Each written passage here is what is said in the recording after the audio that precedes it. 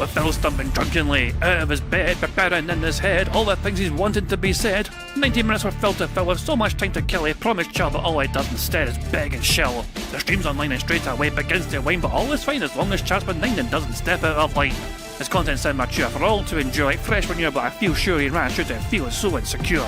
The money earned from yesterday was withdrawn and long gone, as Phil's spending impulse is always set to stay on. His supports is also slow and stays so low and fails to grow. You never know, the show may turn into an easy bingo. Most victims across the board we charge toward because his code can't be ignored. Just how much DSP makes us all feel so bored. To help us fight or sleep and try to keep alert to watch it creep, we play bingo while Phil will bitch on why his sheep are also cheap. While DSP is chasing green, we're seeing green across our screen as Phil's routine predictability rivals our soul machininos. Norton burping leaning ban, it matters not if Andrew Fanner's chatters can't see if others make him feel less of a man. Takes a drink and slaps his leg before launching into a bike, pretending there for bills when truth is there to buy a wrestling JPEG. Talks about his shitty life of Claw's cat and fatty wife and all his strife while forgetting that tits and well, they were right. With drama he will react, but as an actor it's a fact as he rehearsed to be exact in how he felt he was attacked. 3 streams nearly over and a win is in sight, with little white despite Phil's delight that tits were not light.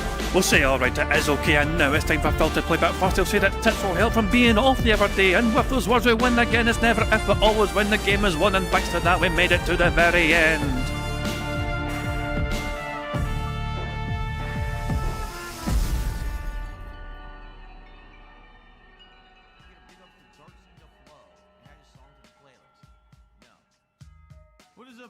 Hey guys, King Jet here, and welcome back to DSP Bingo for what is today, Monday the 13th of July 2026. I hope you're all doing very well indeed. Hope you're enjoying your day and your week so far. Well, I say week so far, it's fucking Monday, so it's... But it's starting the bastard week, effectively, you know what I mean? It feels longer than it is, but also because Phil's streaming schedule's been kind of strange, and he's got another day off, also on Wednesday, so this is a penultimate bingo stream until he's off again for his weird, like, midweek fucking doctor's appointment or something that way, you know. It's anyone's guess why he's off on Wednesday. I mean, people are fucking hypothesizing his cat pregnant, he's got multiple medical appointments, is he getting a fucking haircut? The double haircut special, the 2 for 1 curls and twirls special, you know what I mean? Who fucking knows, you know what I mean? All I know is that if the bad man's off on Wednesday, and instead of bingo on Wednesday, we'll just do some random like gameplay. I'm planning to play some more of that Wrestling Impact game on Wednesday, continue in Darkside Phil's career mode as a wrestler, see if he can make it as a professional wrestler and become the greatest wrestler of all time. But yeah, that's on Wednesday, you know what I mean? But until then, I've got some bingo to endure and to try hopefully and enjoy as well. So yeah. Not got a whole lot to cover in terms of like tweets and all that shit and video and all that shit. First of all, the Tractor Media actually has a video.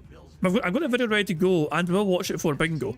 They made a video, DSP tries it, breaking YouTube TOS repeatedly with bannable offences, and it includes timestamps to Phil's videos as well. And a pastebin document there. So yeah, people have been... Some detractors have been pushing real hard for YouTube to finally do something about Phil's blatant TOS violations, multiple TOS violations. The Tractor Media, of course, has put a video together, you know what I mean, trying to, and it got some traction, you know what I mean, this as well. I've not seen it yet myself, so I was waiting to watch it today, you know.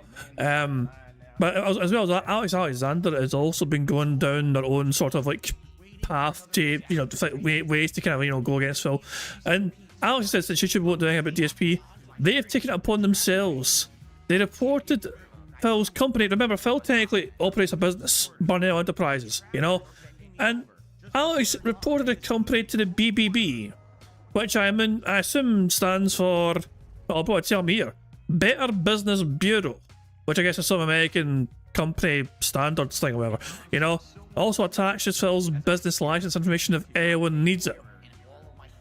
But yeah, Alex has literally submitted a complaint to Phil's company as a company, because that's an interesting take, you know. And there is some, they included some text as well here. I am submitting this complaint regarding a content creator who monetizes live streams on YouTube and kick through Viewer Nation's memberships and other paid contributions. I believe several of their business practices may constitute deceptive or unfair conduct towards consumers. That is a very debatable point. I'd actually inclined to agree with that. The creator frequently solicits donations by creating a sense of urgency FOMO, of course, guilt-tripping viewers, and suggesting that continued content depends on meeting specific funding goals. Viewers are often encouraged to donate based on promises, expectations, or stated intentions that are later not fulfilled or substantially changed without adequate explanation. Examples of the conduct include repeatedly making statements that encourage donations by implying certain content, purchases, or activities will occur if financial goals are met. They're not goals, they're milestones. Jesus. Failing to consistently follow through on those representations after receiving viewer funds. Using emotional pressures, insults, or guilt towards viewers who do not contribute financially. Repeatedly framing donations as necessary to avoid negative consequences for the channel while continuing to solicit additional funds.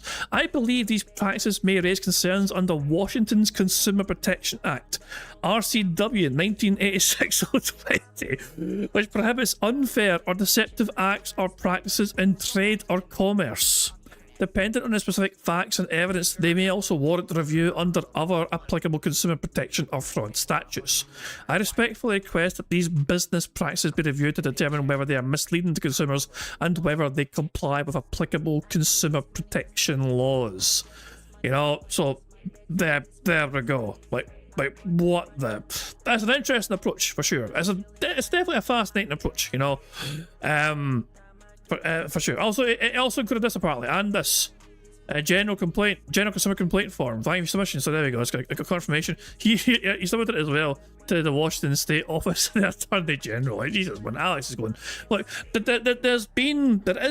I know there is some people have different takes on how to approach things like this. Okay, some people kind of just think Some people are of the mindset, we don't get involved whatsoever. You just basically stand by and watch the fucking drama unfold without trying to actively participate in any sort of capacity.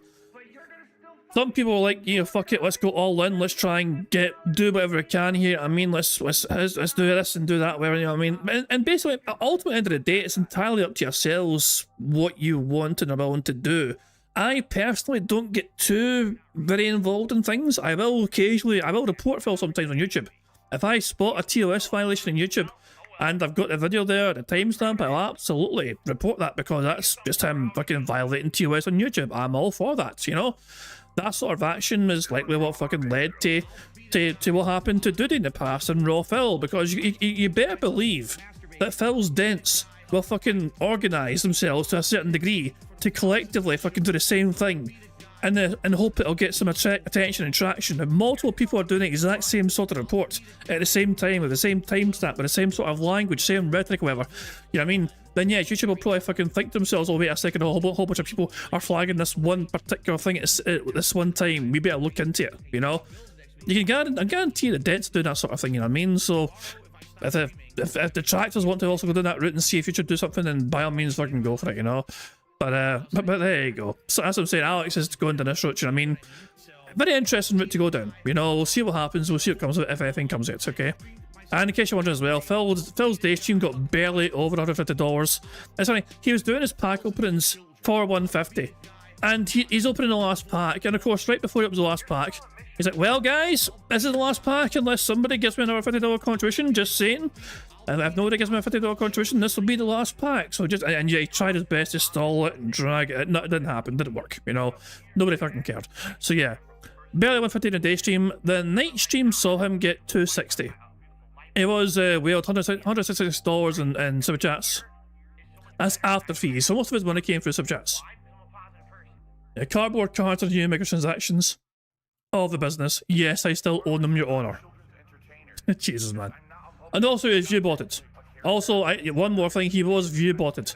Somebody actually made a very interesting graph. I can't mind who it was. Let me see if I can find it. There was an interesting graph that was made. Let's see, because if I scroll down far enough, I will find it, because somebody posted it also in the... Give me a second here. Give me a second. Why won't you scroll further, you bitch? I'm on recent... No, I'm on... Oh, that's why I can't find it. Hold on, 2 seconds. I'll find this and we'll find it and we'll do something. Yeah, and this ALT actually sent me this as well. ALT sent me this over Discord. So I was like, yeah, I'm throwing that in the fucking thumbnail. Because why the fuck not? Darkside Phil doing his best fucking JR impression, good old JR. But there we go. But if you give me a second here, I will find this. Oh, yeah, this is from Phil's night stream last night, I think it was. I think it is, or the night before. Either way, doesn't matter. But I will find this. We're getting to it very soon. I know we're getting to it very soon. Where the hell is it? I know it's going to be here somewhere. Why can't I find this thing I'm trying to fucking find? I saw it earlier on. That was like a fucking chart of when the fucking Phil got a big massive super chat near the start of the stream. And then like the view bots came in right after it, and that was it. Why can't I find this fucking thing? I'm driving it. Oh yeah, and of course, RIP to Sam Neill. Sam Neill passed away as well. Very shame. Yeah. This will sound kind of controversial. I'm not that big on Jurassic Park. I know it was an incredibly. It was one of those movies that it's a huge movie. Maybe it's just because dinosaurs scared the shit at me, but I just didn't. I mean, I can appreciate how scary the movie was when I was younger, you know what I mean, and dinosaurs and all that shit, you know, and the second one as well was fucking terrifying. The thought of fucking dinosaurs rampaging through fucking just normal fucking cities or whatever, all that shit, you know. But yeah, Sam Neill sadly passed away. He's 78, it's a fair age, you know what I mean, but 70 is a fair age.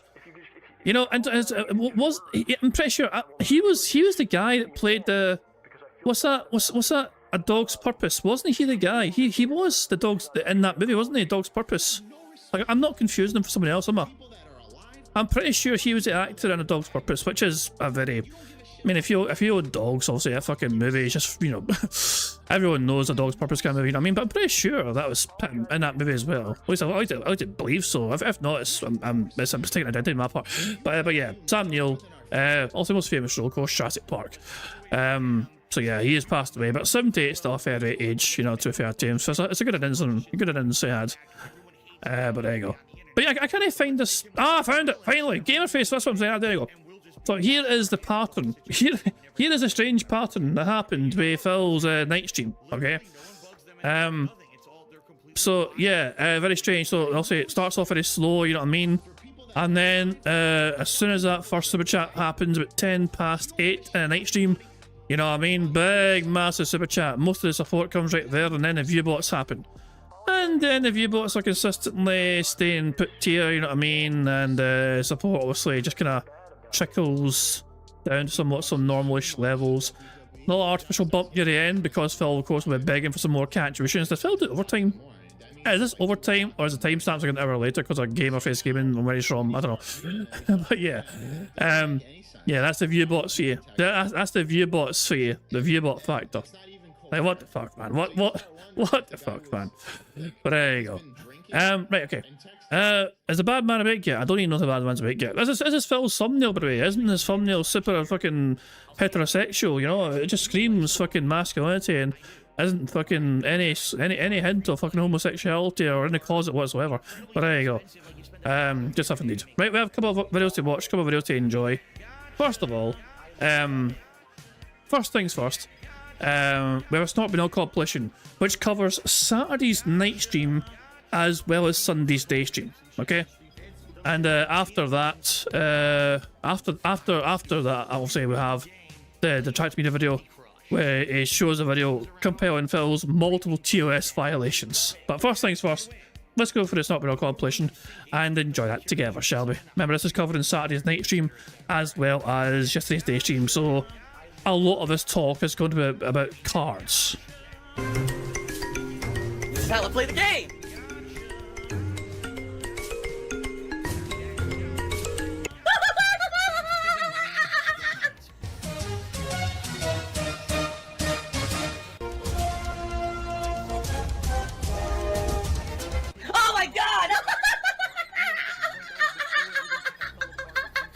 I have to warn everyone.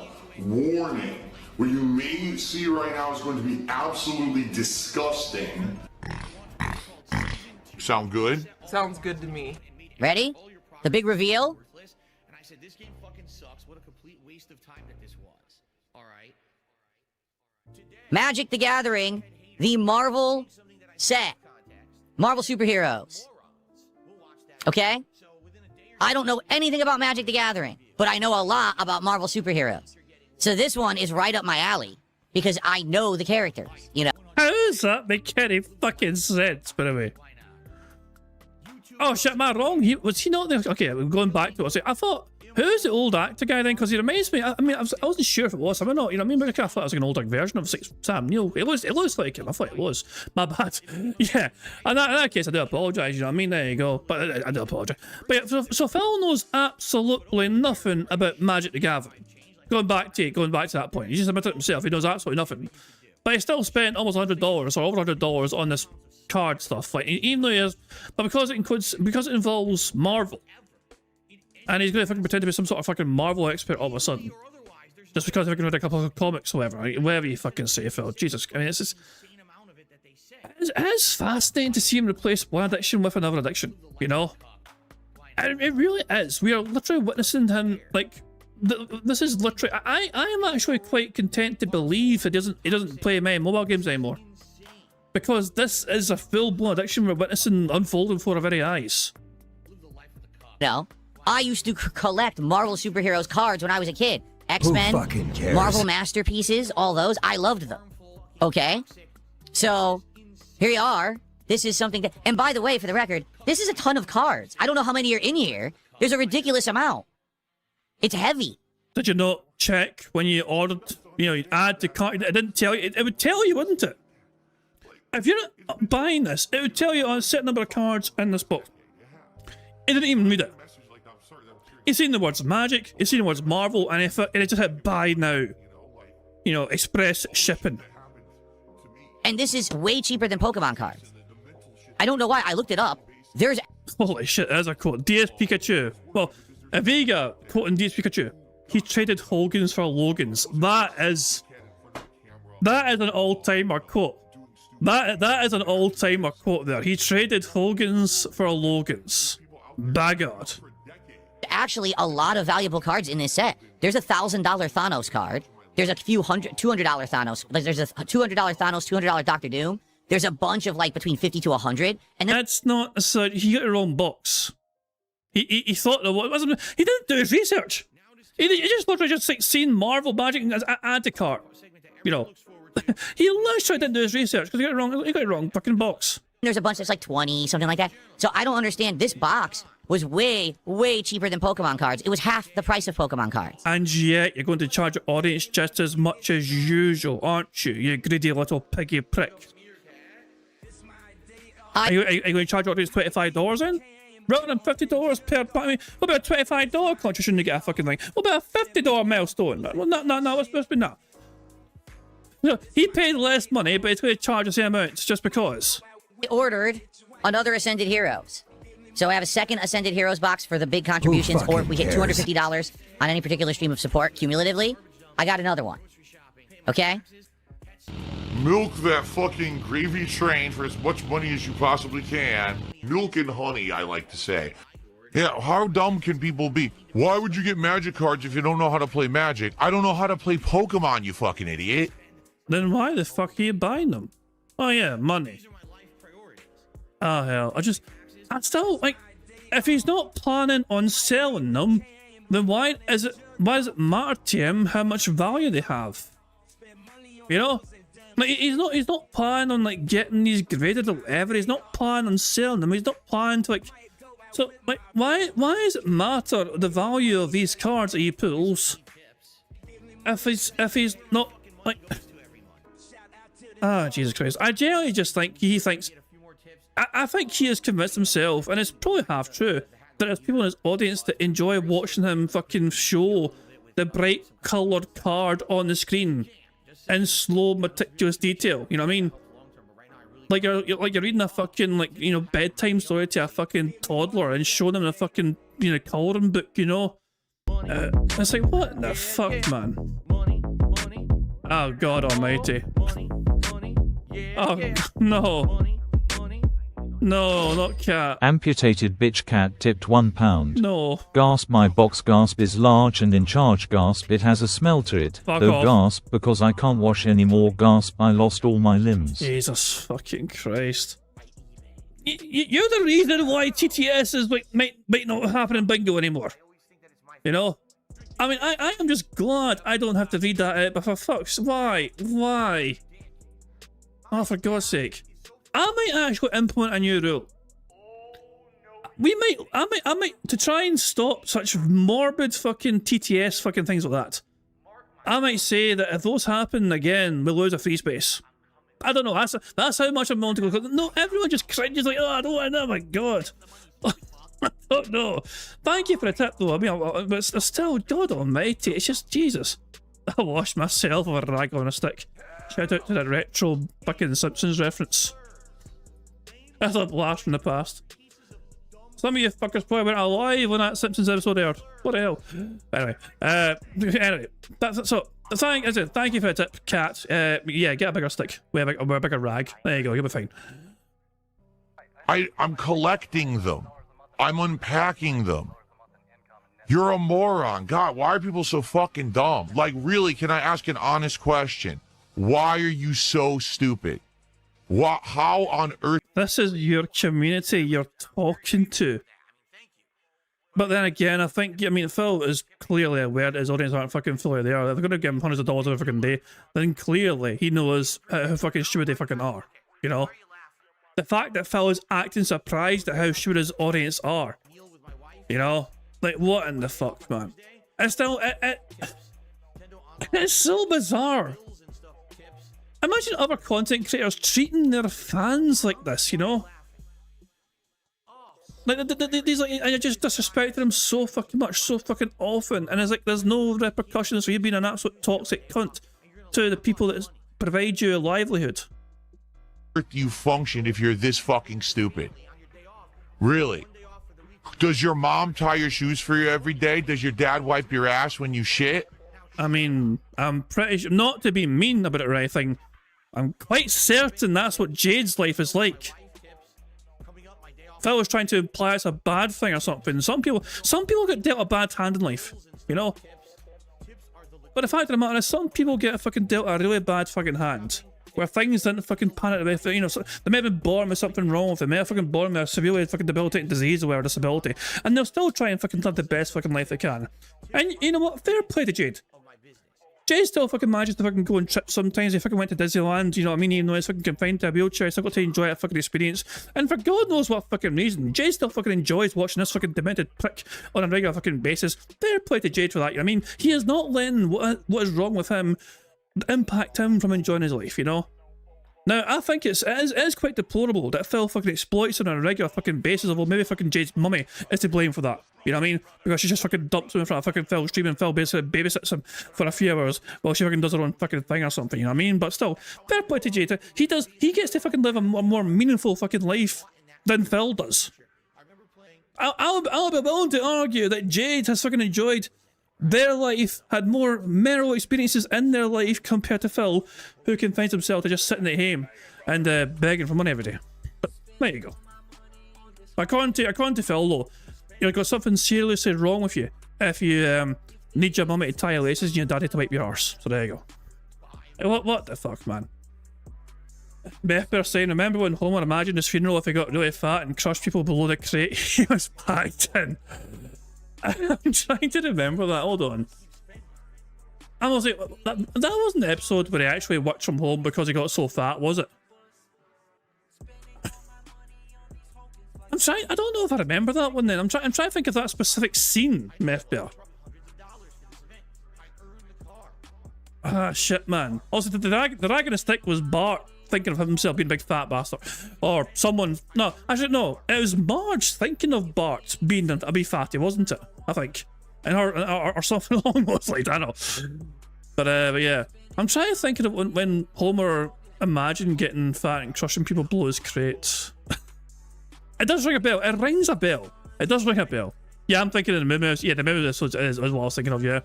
And him preventing a nuclear disaster with his fat horse. Yeah, that was a classic one, you know. But I'm trying to think. I'm generally trying to remember an episode where he's actually thinking of him crushing. I don't know. It does ring a vague bell though, but not as much as the Moomin one, you know. Where's Aniki? Exactly. Select search DSP in your stream is first in live section. Although, to be fair, that might be because you watch me regularly. But Bennett, you searching for DSP. You've been on my streams before, you know what I mean? So that might be why YouTube is telling you.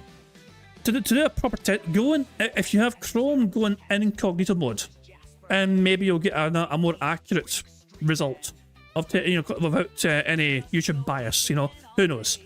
But yeah, anyway, let's crack on with the compilation. I'm stalled and derailed too much there. Try if I can remember Homer's Bizarre Fantasies. Do you get fucking spoon-fed still by your grandmama? How do you breathe? Are you on a machine right now? Jesus Christ, Phil, man. Such toxicity, Phil. Oh God, I think Jade's had enough. Oh, for God's sake. Squeaky wheels are Jade tipped £1. I just read it. Squeak, squeak, squeak, squeak. I wasn't dealt a bad hand, just dealt bad. Wait for it. Wait for it. Here it comes. Legs and a loaded diaper. Jesus! Thanks for the tip, Jade. For fuck's sake. I don't get it. How could you be that dumb? I went to a comic book store one day with my parents, and the Wolverine figure was there. And I turned to my mother and father, and I said, guys, listen. I want that action figure for my birthday. So, please, what I would ask you, I've never asked you to do this before. We know how rare that figure is. We know we've been to the store. We know how rare that figure is. Like, it's fucking mummy and daddy are fucking experts on these fucking Wolverine figures all of a sudden. We know how rare that is. Like, how old was Phil meant to have been in this story? Can anyone remember what Phil's age was in this story? I think he implies he was like fucking like, doesn't he hint he was like you know, like practically, you know, it was like, you know, I don't even know if he was double digits in age. Or was he? Well, he was 13 to 14. He was 13 to 14 years of age in the story. Are you serious, man? I thought he was younger than that in the story. Holy shit. 20. 20. Holy shit, that is 30. That actually happened yesterday. Endlessly, we've never seen it in the flesh. It's finally here in front of our faces. Please buy the figure now. Hide it from me for whatever, for months until my birthday, and give it to me on my birthday. And so, like, 1 week, 2 weeks, 3 weeks in a row, they still didn't buy it, right? Well, maybe they were fucking too busy buying other essentials, like, you know, fucking food to feed you, clothes to fucking keep you warm, paying the bills to fucking make sure your home was fucking had light and, you know, heat, you know, in the cold, dark streets of Connecticut, you know? Maybe they're prioritizing their finances and not going to splurge on some unnecessary fucking little thing for you. Week 4 we go back. It's gone. So my birthday came and passed, and guess what? My parents go, we're very sorry, Philip, but we couldn't find the action figure. I said, I told you to buy the figure. Why don't you listen to me? I can think of a good fucking reason why I didn't fucking want to listen to you, little cunt. Like, it was such a no-brainer. All they had to do was buy it then. They could have hidden it forever. I would have never bugged them for it till my birthday. I knew I was going to get it on my birthday. Because they didn't buy it, I didn't get it. I did eventually get it, but it was the second run. And of course, now it's a year later. Do you really think that something I wanted a year ago is as valuable as, you know, but then I was already starting to move into other stuff. So basically, if they had bought it for you then and there, you wouldn't have cared about it regardless because you started to move on anyway. So, I would argue your parents done you a fucking favour by not getting you something that you lost interest in very quickly on.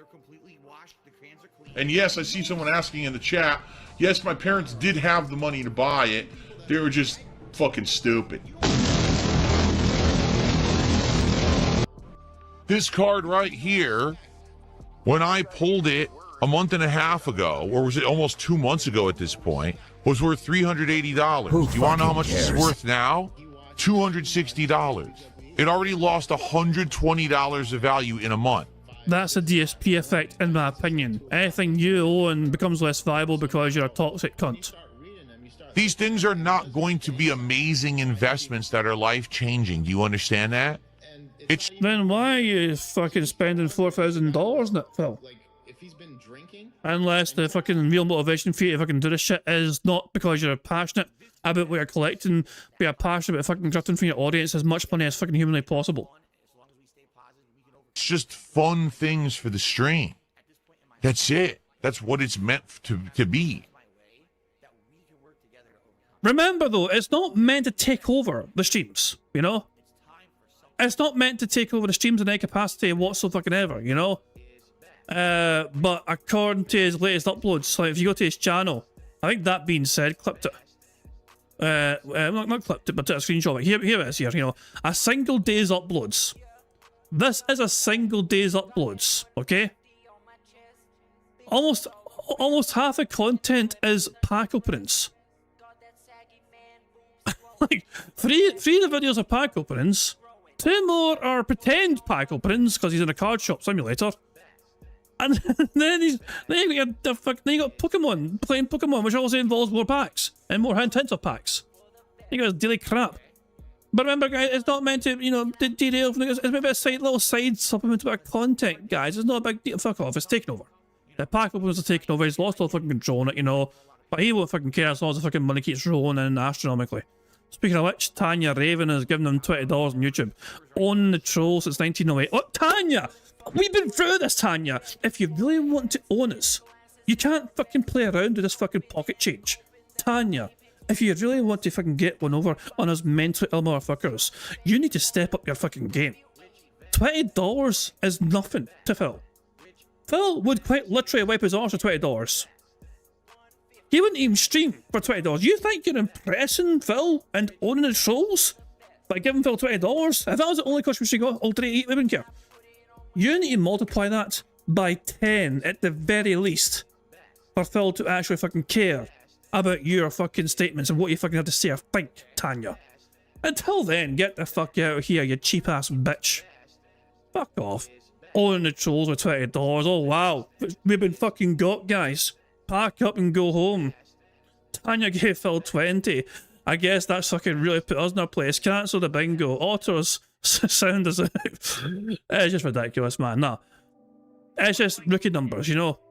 Get, you know, how about do some 1 minute man stuff, you know what I mean? Get to like fucking 5 figures, then we'll fucking, then you'll get fucking Hall of Fame status. Okay? Very simple.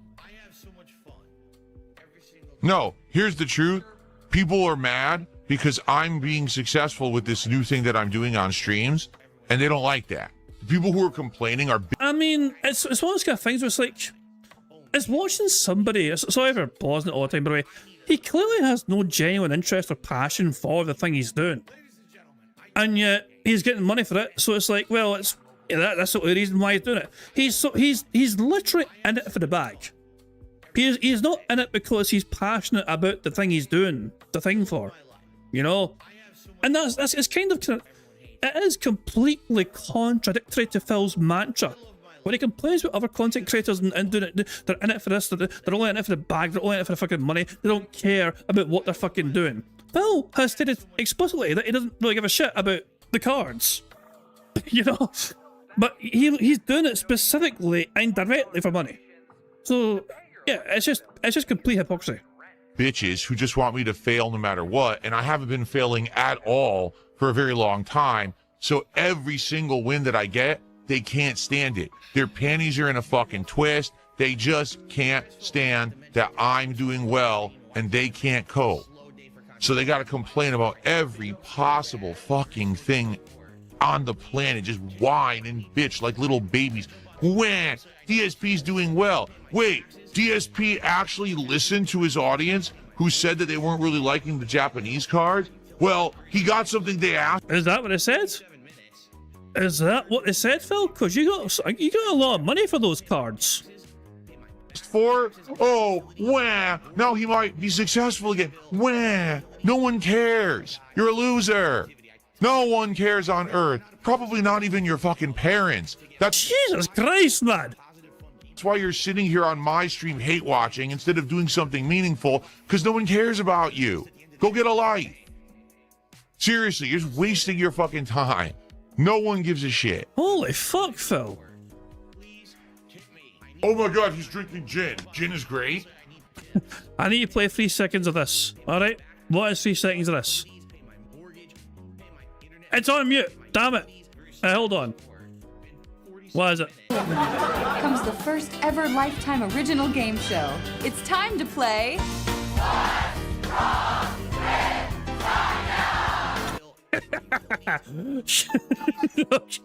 Okay, I understand the reference now.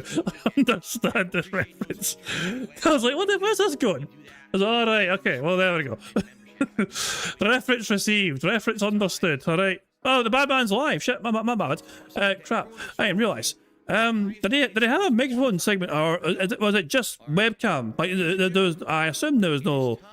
Yeah, camera on, no mic. Okay, no worries. Cool. Well, bad man's live, so I'll put him on pause right now. Put 1.5 speed, got him on pause, ready to go. Jesus, right, yeah, good stuff. Right. Okay, what's wrong with Tanya or Tonya, whatever the fuck is your name? Oh, hell.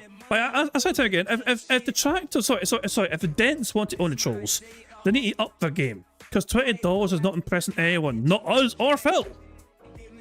You need to fucking, those are less than rookie numbers. I drink. Yes, I actually drink. The king of gin? What do they want me to do? I'm gonna die. Then die. Oh, this sucks. This is stupid.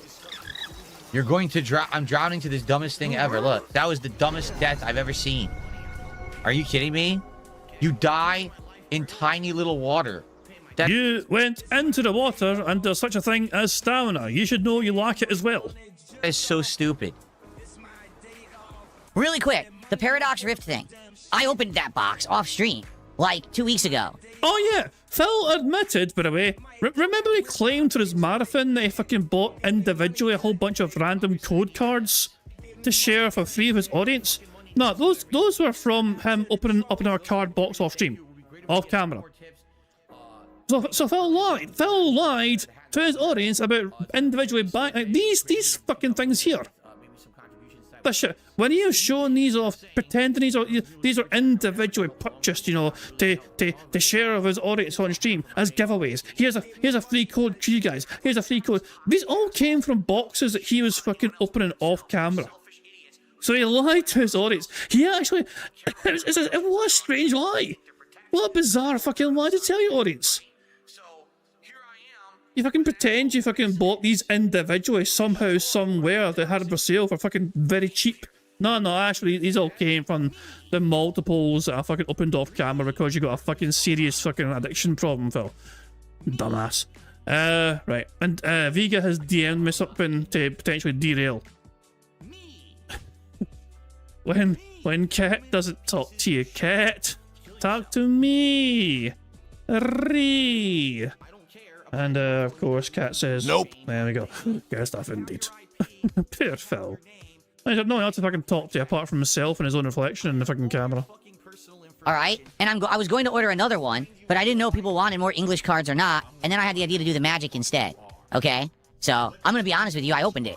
Of course I did. You're gonna be honest now? After you lied before? I'm gonna be honest with you guys. You lied with it before, though. Look, Phil, you have no... You are not allowed to fucking say, I'm going to be honest with you, because every fucking time you say that, it means you fucking lied before, effectively.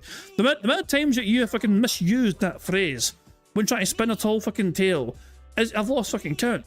You are one of the most untrustworthy sources on the entire internet. And that includes fucking Wikipedia. And I got a giant hit.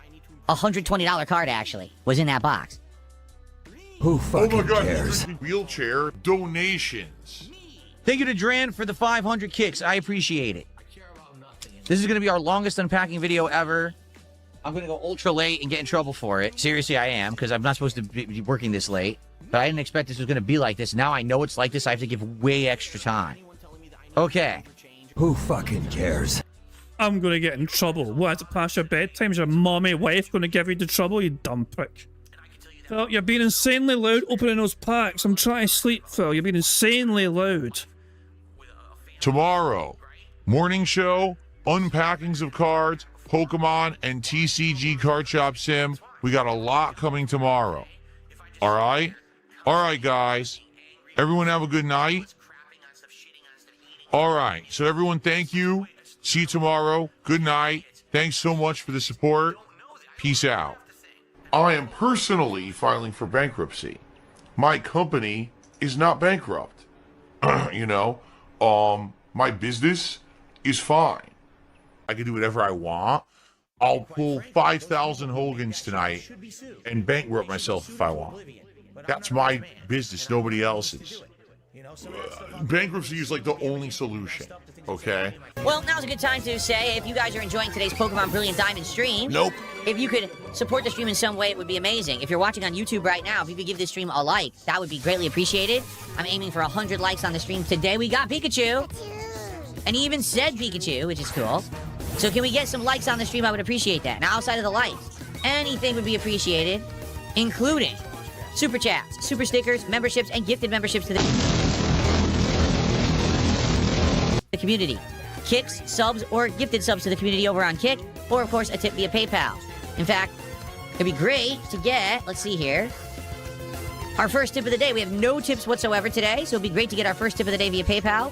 Also, it'd be great to get some memberships because we don't have any of those on YouTube. So, please consider, excuse me, please consider contributing to the Pokemon stream today if you enjoy it. And if we catch Pikachu, then guess what? We'll be in the party for the next fight.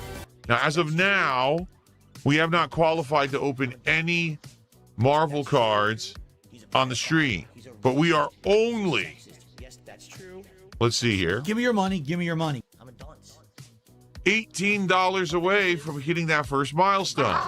So, if you enjoy the chill vibes of the stream and you want to see some Marvel MTG cards opened at the end of the stream, please support the stream. Let's get to $100 of support and qualify for that first pack. We get to 150, that'll be 2 packs. If someone does a $50 contribution, that's a bonus pack. Let's go. What I'm hoping for is the best. I'm hoping that we'll have some generous parties who will step up and contribute and help. All right, everyone. So, about 10-15 minutes Goddamn flashbangs. left of Pokemon gameplay on the stream. We are $7 short of unpacking a second pack of the Marvel fucking cares? TCG stuff. If we get that right now, we will unpack the 2 packs on this stream. If not, we're going to save the pack for tonight that we've already earned. All right, so last chance to contribute to Pokemon. $7 to go, apparently. Apparently. You're tracking the fucking money, you fucking idiot. Apparently. Well, wait, are you trying to imply there's fucking hidden funds that you're not aware of? Or so fuck off, idiot. Like he doesn't know how much fucking money he needs to fucking hit this fucking arbitrary goal milestone, whatever you want to fucking call it. Please willingly pay me. Please crowdfund me. That's not e-begging. Yeah, it fucking is. That's not begging at all. Yes, it fucking is. Putting out a product and then asking for crowdfunding to continue putting out said free product is not begging whatsoever. So 10 hits out of 16 packs isn't bad. It's just that they're not high value. Most of these are That's because it's not a high value box you bought, you stupid cunt. between $1 and $2 hits. This Modok is actually $4 and change, actually, for the record. This is definitely our most high value card right now. The Namor, however you pronounce it, $9.10. And so that will make it onto my wall right now. Ready? Of course the half-naked guy goes on the wall. Let's see where that goes. I'm almost positive it's middle. So I have to check on the value of those cards, like the Who Ampharos fucking cares? and the Frogadier. I have to see what the value is currently of those and compare. The Ampharos is $9.17. So this should actually be right behind Ampharos. Let's look at Frogadier. The very first box of Magic the Gathering Marvel cards, we're halfway through. We already have 2 cards that made the Wall of Fame. You're so disturbed and deluded in your head. What you need is a reality check. You need someone to actually slap sense into you. Maybe a relative, a family member, a psychiatrist, someone. Because you're so delusional. You're fucking mentally deficient and you really should seek help. Because you're not having a normal human existence. You're fucked. Come back tonight. All right, around 7 p.m. Pacific time. I kind of keep forgetting I've got that punch DSP thing, you know. I keep forgetting I've got that, and it's very satisfying to watch every single time. Phil getting punched is so much in the power of AI. TCG card store sim, right? We're gonna try to unlock the final cards in the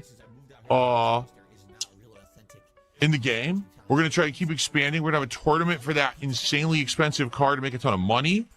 So it should be a great stream. And again, I will do one pack opening for free. But if there's no support, you won't do a video for it, because you won't do a video for only one pack opening. Because we're doing TCG, and hopefully we'll get enough support to have more than one. We're getting to the end of the box, but we're getting good hits, so I'm happy, okay? A very, very slow night for contributions, and we're at $4 a tips. It's almost an hour into the stream. Contributions are incredibly low. Please consider contributing to the stream and supporting it. Considering we've got almost nothing so far, I would appreciate if someone contributed. Thank you very much. Who fucking cares? Holy crap. That's why I'm looking over here. I'm reading these out. I'm like, wait a minute. This is from like 15 minutes ago. No one contributed in the last 20 minutes. Jesus. And? Wait, was this during his birthday day or birthday week theme? I'm looking at the fucking balloons behind him, not a shit. Was this his birthday week theme? Where he spent all week celebrating his fucking big boy birthday, expecting massive wailing and every single fucking day because it was his birthday week. I don't think enough is made of that. Remember, Phil actually had a fucking week-long birthday celebration before in the past. Not enough attention, I think, is drawn to that. The levels of like fucking vanity of that. There's still this back here. And it's still in the back of my neck, the back of my head, the back of my mind, and it's always telling me it's WWE Champions time. I love it. I love it. We all fucking love it. Right, good stuff indeed. It is so, but right before Bingo, so we're not going to play Bingo yet. I've been teasing this video now for a while. I went and started up and telling you guys that the Tractor Media has compiled a video of Phil, apparently all the times that Phil has broke YouTube TOS repeatedly with bannable offences, and he's also got a timestamp included in the pastebin document below. So yeah, not seen the shit myself, first time watching it. Let's see what the Tractor Media has put together here. Apparently these are all the times where Phil has broken the YouTube TOS, so let's see for ourselves. I have to warn everyone, warning, what you may see right now is going to be absolutely disgusting. That's right. Fuck Dom. Get him off the cabinet. Die. Oh, sorry. Die. I screwed it up. What's with this? You're faggot damn die. That's right. Damn die. He can read you every fucking match. Now, I'm kind of curious, were the beeps added by the Tractor Media, or was that added by Phil? I don't think it was added by Phil. I imagine Phil wouldn't have done beeps, you know? But yeah. So yeah, I imagine the Tractor Media added beeps themselves. Is this on Dark Side Phil, or is it on DSP Gaming? I'm not sure. I'm wondering what this would have been from, you know? Bullshit. Want to see the new characters and shit on Long Day? Fuck you. Where's my fucking hood? Oh no. I'm sorry. Oh fuck. Oh fucking shit. What is those fucking uppercuts? God. Fuck you, John Rambo. You fucking fat. Fuck! Fuck! Stop doing it! You stretchy arm motherfucker! You dirty Indian curry chugging motherfucker! Shit out of here! I can't play. Good, fuck you. Yes! Racist power! If you don't think that's funny, you must be one of those chicken chang chong motherfuckers. Get a sense of humor. So what you do is you walk outside, you walk to the middle of the street, and you just turn to the sky and you yell out at the top of your lungs, if it ain't white, it ain't right. And you see what happens.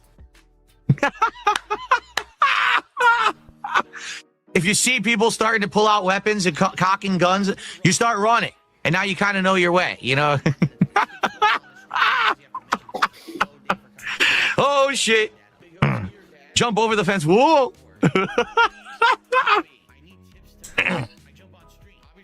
There you go. Yeah. Okay. Oh god, this one. All right, boys, prepare the slave trade. We're selling her right off for profits.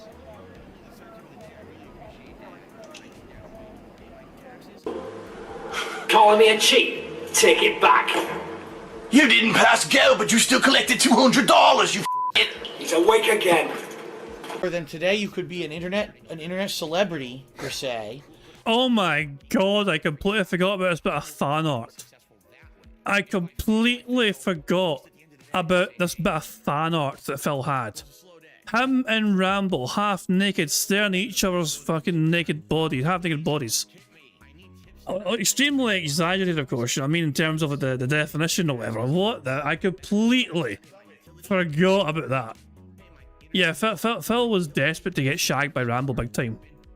You could talk shit on every stream about how everyone sucks and they're all it's and you could be sexist and make sure that women are not accepted in the community. Research and to feed them the video clips and to feed them the news stories, and they just react to them on a stream, which is fucking piss easy, and then they rake in money from cards who like drama. Oh, the word retard or retarded on YouTube is a bannable offense because it's a slur. But Phil says it all the time, so funny that.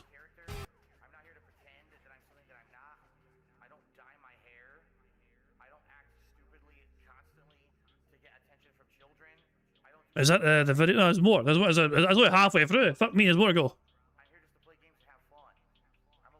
Part 2. Okay, so here we go.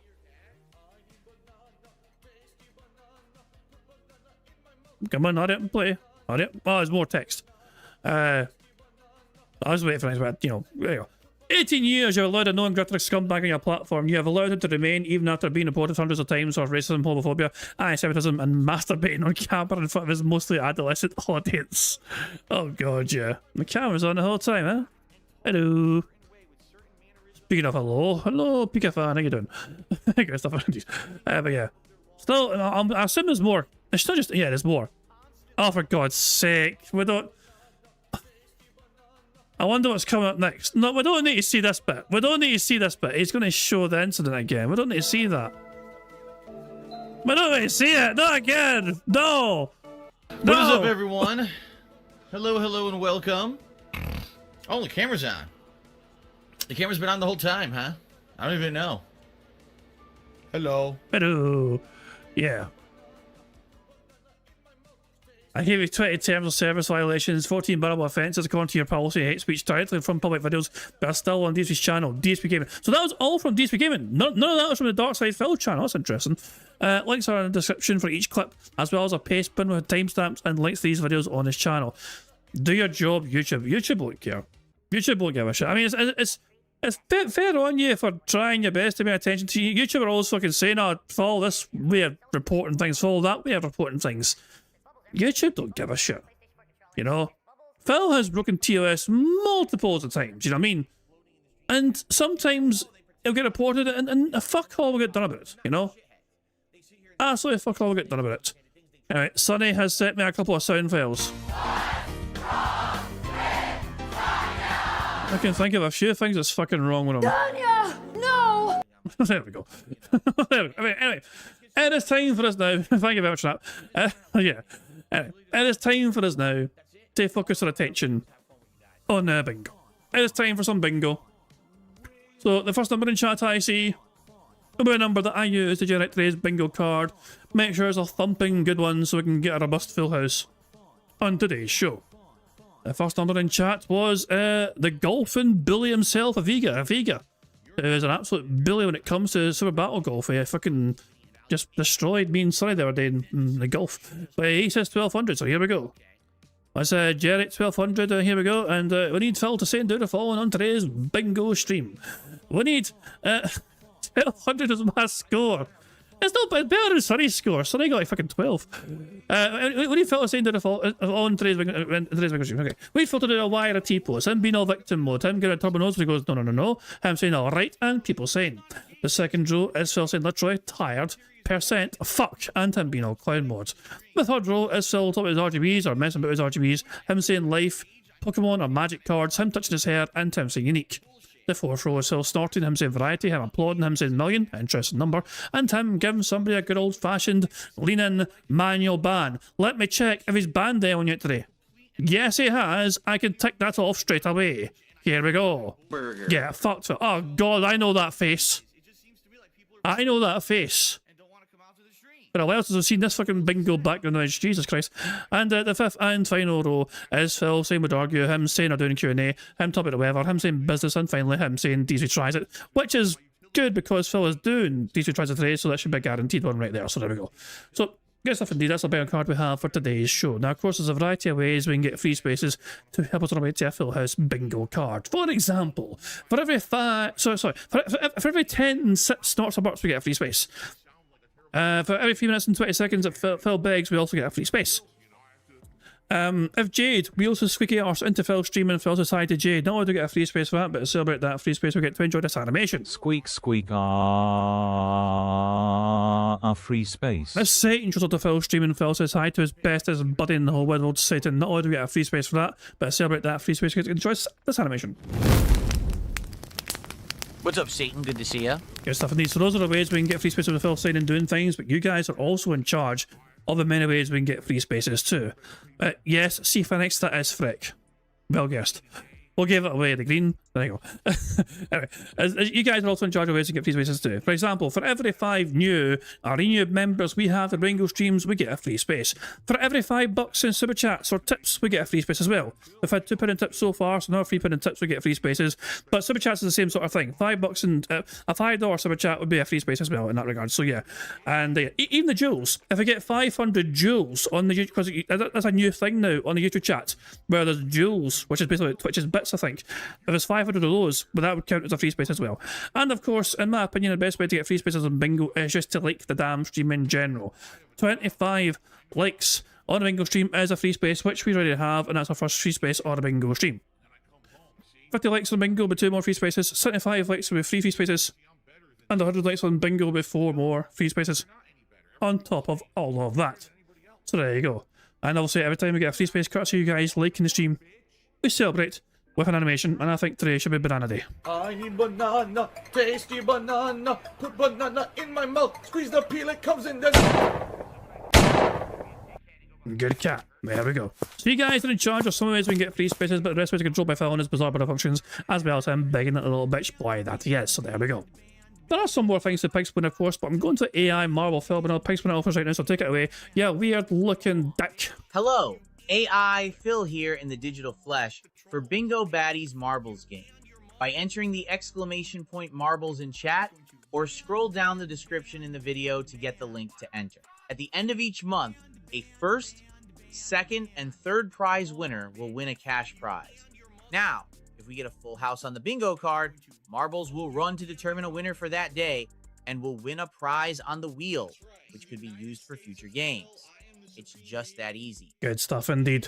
Current soundboard winners include Zosok, Ryax, Teresa Young, Broadside Phil, Navy Vet for Life, and MRC Minute. They all currently have the Scottish soundboard passes. Meanwhile, Meester currently holds a Full House ticket. So yeah, 6 individuals have Scottish soundboard passes, which could be fucking mental if they all turn up at once and ask for it. So there you go. Good stuff indeed. If you have a chance of winning anything in the sound, in this wheel, first thing you need to do is get a Full House, and then your marble, if it wins first place, will spin the wheel and it could win one of these prizes. So there you go. Good stuff indeed. If you haven't yet got your own marble locked and secured, leave a comment on that create post, and your marble shall be added before our next marble race. I think I've covered all the bases. There's only one thing left to do before I start playing bingo today, and that is for us to press the random Scottish soundboard button to send us off into battle once again. So here we fucking go. Let's see what we've got in store today. Get screwed. Moki is mocking us because we're about to fucking suffer tremendously over the bad man boring us all to fucking death. Good luck, everybody. Here we fucking go. What is going on, everyone? Good morning. It's time for the DSP Morning Show here on DSP Gaming on YouTube. I mean, that was a Y pose, but he barely held it, you know? Like, with that, to me, a T or a Y pose, he's got to hold it for at least a few seconds. And that was like barely a second there. I don't think we can count that as a Y pose. What is going on, everyone? Good morning. It's time for the DSP Morning Show here on DSP Gaming on YouTube and Kick. How y'all doing?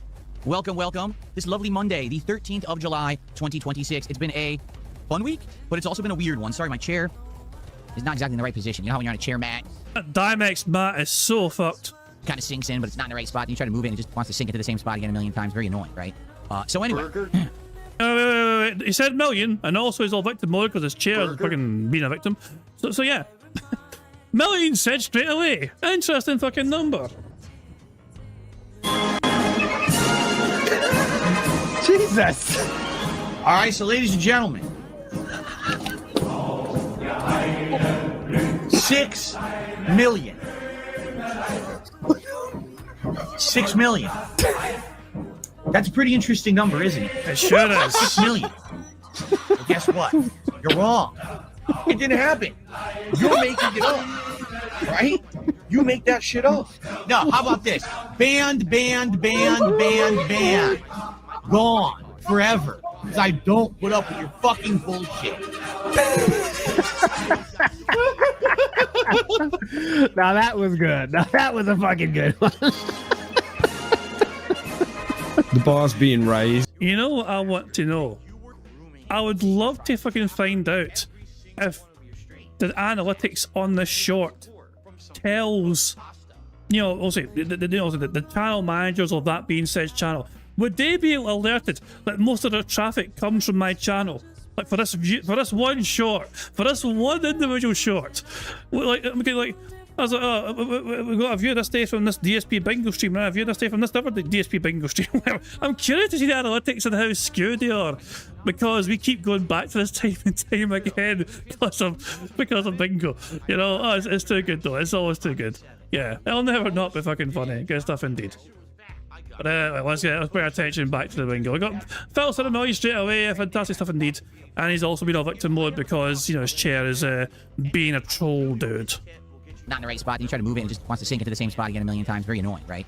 So anyway, welcome to the show, everyone. Welcome to a brand new full day of streams here on DSP Gaming. Hope you're in good spirits, and if not, hopefully I'll put you into good spirits. Jasper Kitty is here with me today. He's going crazy because he's discovered the newly cleaned out and organized closet. You know, he hasn't been in it since we did the closet clean out during the Indivestments Day Marathon.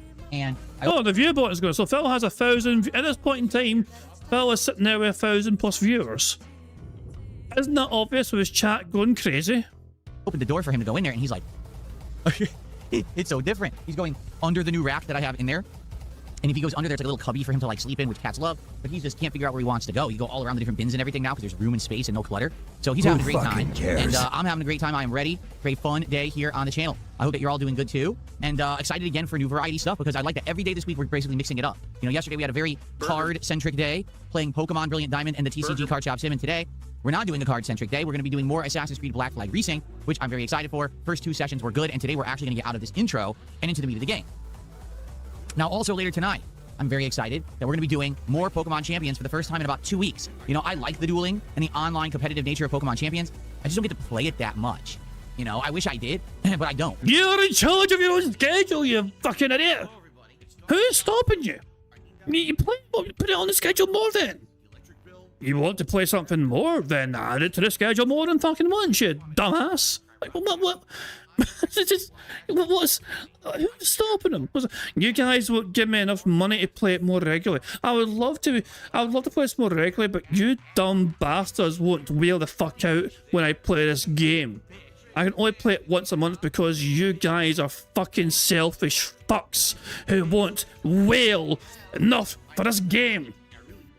So, you know, it is what it is, but we're going to play it tonight. Hopefully, fingers crossed, people will actually show up and like Pokemon Champions, because it's been up and down. There's been nights when we have a great night and tons of people show up and engage in support, and there's been other times when people are like, oh, this is boring. So hopefully people won't think it's boring, okay? But I like it. It's multiplayer. Even though people are, oh, it's not, you know, it's Pokemon. Yeah, but it's competitive multiplayer Pokemon. It's very different from playing the single-player games. So, how are you doing? Hope everyone's doing well. We're more than halfway through my week, if you can believe it. This is day 5 of 6 days of streaming for me. Then I'm off on Wednesday, and then when I come back, 9 straight days of streams. I was thinking maybe after the 9 days, I should have 2 days off. Like, I should actually take a day to spend time with my wife, and then have a second day where it's like relaxation at home. Because, like, the problem is when Who the fuck cares? Well, take off a week if you want. Take off the rest of the fucking month. Give us all fucking breather. We can get a summer detox away from the fucking nasty bad man. Oh, Ross, Sonny, in Discord, what 1K viewers looks like. Wow, so Phil has 1,000 viewers. This is Phil with 1,000 viewers right now. So 1,000 people are in a stream. According to what YouTube analytics, his numbers are saying there's 1,000 people watching him. This implies that there's 970 bots. Am I wrong? Unregistered bots. Like, what the fuck, man? What the hell is... Oh, Christ. And I've never really agreed with the fucking narrative. Phil tries to fucking imply that detractors and trolls are responsible for viewbotting. What in the fuck would a detractor gain from viewbotting DSP?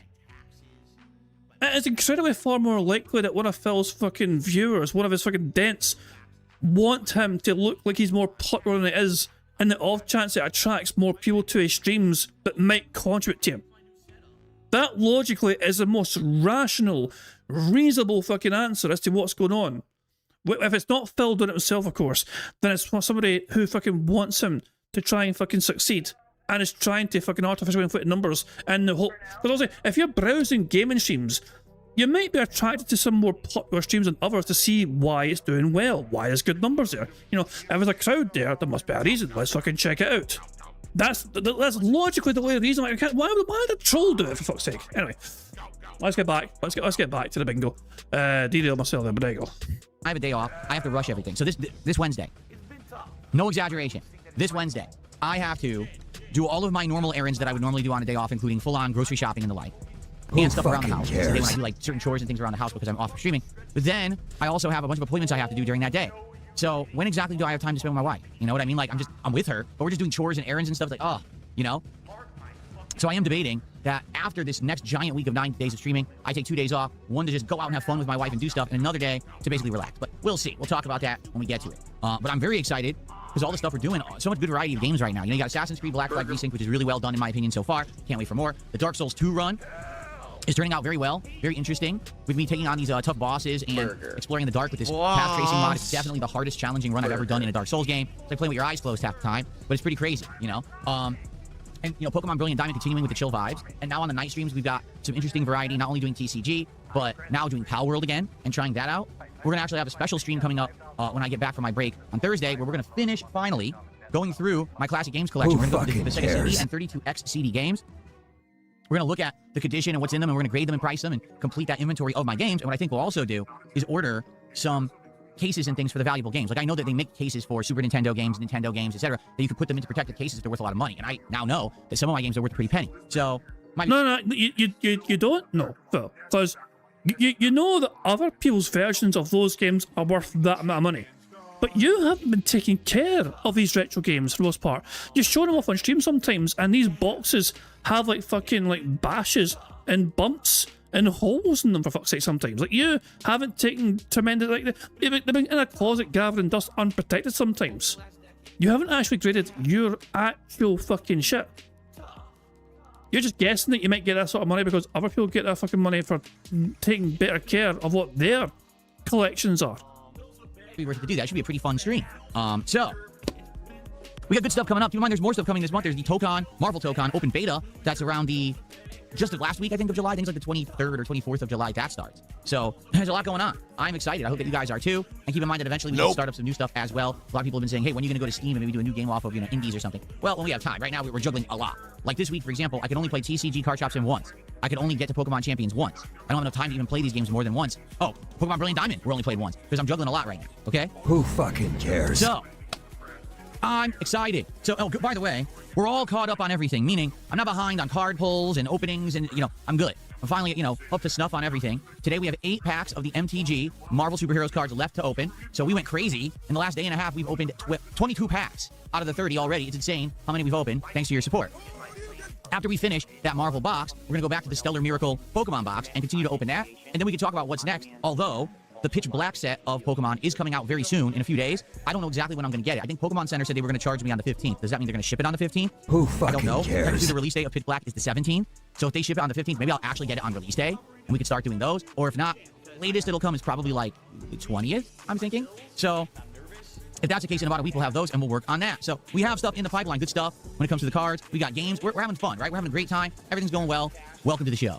All right, let's get started with shout-outs because already we've got significant contributions. Thank you all. Tanya Raven, YouTube, starting off today, celebrating her 11-month membership to the channel, saying welcome. Oh, hold on a second, Tanya. Did you just say Tanya? Tanya? Tanya! No! Oh no, there we go, yeah. Yeah. There you go, son, I got to use it, there you go. I said, though, I mean, I do love these dents that think they're fucking really getting one over on fucking detractors by fucking dropping his pocket change. You know what I mean? Like, what the fuck, you know? I said, come back to us when we do a Planet Jeff. Drop Phil $1,000 like Planet Jeff did. Then we might fucking be impressed with your fucking efforts. Until then, stay in your fucking lane, peasant. From the DSP Gaming Morning Show, STFU Trolls, and then dropped a $20 super chat saying, owning the troll since 1908. Wow, you're really old. 1908, huh? Anyway, thank you for 20 bucks, Tanya Raven. To get us started today, boom, $20, thank you for that. To get us started. It's just the sheer arrogance that he's expecting a lot more to come. You know? He's not, because it's so early on, as I said, I was like, it is streaming for like 5 hours more, but you know what I mean, from this point in time, so yeah, of course you can expect, but yeah, it's the fucking expectation. It's the first of many, you know what I mean? Then we have Shara Lee gifted 5 memberships to the community this morning. Thank you so much, Shara Lee, for 5 gifted memberships on the YouTube side. Let's get that up on the leaderboard. There we go. That's 15 bucks of support for the channel. Thank you so much. Congrats to everyone who just got a gifted membership from Shara Lee. Be sure to thank them. And Lil Zeno 101 with a £5 super chat saying, enjoy the stream, broski. Thank you so much. I shall. Let's see what pounds are today in the conversion because it fluctuates a lot. So £5 is $6.68. Thank you to Lil Zeno for that. So just like that, just starting the show, we're up to 41 bucks of support. That is absolutely amazing. Thank you for the early support, everybody. Remember, today we are doing Assassin's Creed Black Flag Resynced on this stream. So any support, obviously you're saying you like the game and you want me to continue playing it, which I do have plans to do a playthrough as long as people keep showing up. And what if they're supporting the fucking Mono Show? Remember, you said the Mono Show is separate from the gameplay stream, like the podcast is separate from the gameplay stream, so what if people are fucking supporting the Mono Show and not the gameplay stream? Because you have fucking given that as reasons before for fucking dropping games. Sometimes people fucking often tell you, but Phil, you got like $200 when you were playing this game, and you're like, yeah, but it came in before the gameplay. You know, so I don't think that was for the gameplay. I think that was for, you know, and that's been a reason you dropped games before. Engaging and supporting the particular game. Let's hope that people keep showing up. And yes, there are some tiered pack openings here. If we hit 100 bucks of cumulative support, we'll open a pack of the Marvel Magic cards. We hit 150, another pack, 200, another pack. Give me your money. Give me your money. $50 contribution all in one go. That's another bonus pack. Okay. And today we are going back to a new set of Ascended Heroes Pokemon cards for the big special contribution. So if I get a $100 contribution all in one go, we open a pack of Ascended Heroes. If we hit $250 cumulative from everyone today on the stream, I also open a pack. Keep in mind, this is the set where there are God packs, where every single card is a hit in a pack, and it could be worth like $3,000. There's also cards in this set worth $1,800 or more. So how is that meant to appeal to the audience when they're not going to get those cards? Like, how's that meant to make them think, wow, I should give you more money because that's going to benefit them? It doesn't. Oh, for God's sake. Gotten any of those yet? No. But there's always a chance. So let's see how it goes. This should be exciting. Very nice. I'm glad that we brought these back because these are good cards. Okay. All right. So let me see if Jasper Kitty's in the closet because I want to close the door. What the fuck? So, good stuff. By the way, rest in peace to Sam Neill. For those who don't know Sam Neill, a very long-standing actor, very high regard. He played Dr. Grant in the Jurassic Park movies. Well, I'd say Jurassic Park 1, Jurassic Park 3, and then what was the last one in the Jurassic Park Modern Trilogy? I can't remember what it was called, but he reprised his role. Passed away today unexpectedly. It wasn't even like sick or anything, so people weren't expecting that. So that's sad. He was 78 years old, for fuck's sake. That's a decent age. To lose Sam Neill. Dr. Grant, one of the great characters of the 90s cinema. I absolutely love Jurassic Park 1. Okay. Vasil with a 2,000 kick says, they're moving in herds. They do move in herds. That's right. By the way, are you guys hearing the sound effects of that? The reason I ask is I don't think I'm hearing them, but I didn't change any settings. So I don't know why I wouldn't be hearing them, but I didn't hear that. Anyway, thank you, Vasil, for 2,000 kicks on the kick side of things. And that was a Dr. Grant quote right there. If you have never seen the original Jurassic Park, I urge you to do so. Skip all the others. Literally don't watch any other Jurassic Park. Well, okay, I'll counter that point. Okay, the first Jurassic, Jurassic Park 1 is essential viewing. It is a great movie. For whatever reason, I never watch it that much, you know what I mean? But I know it's a good movie, you know what I mean? I just don't tend to, like, I won't watch it if it's on a telly, but I understand how much of an impactful movie it is, you get what I'm saying? And Jurassic Park 2 as well, which was kind of crazy. It's a crazy notion. But Jurassic Park 2 is not actually that bad. I think, anyway. You know. But whatever, yeah. But the first one's definitely worth watching.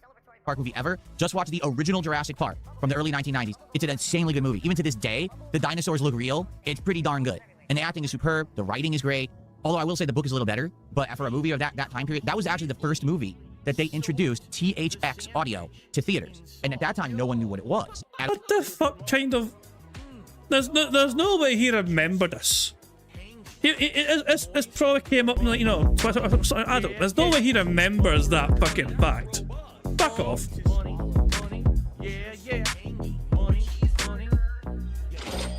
Canadian Kirk tipped £1. Oh god. I too would like to own dem detractors. How much for our bundle, boss?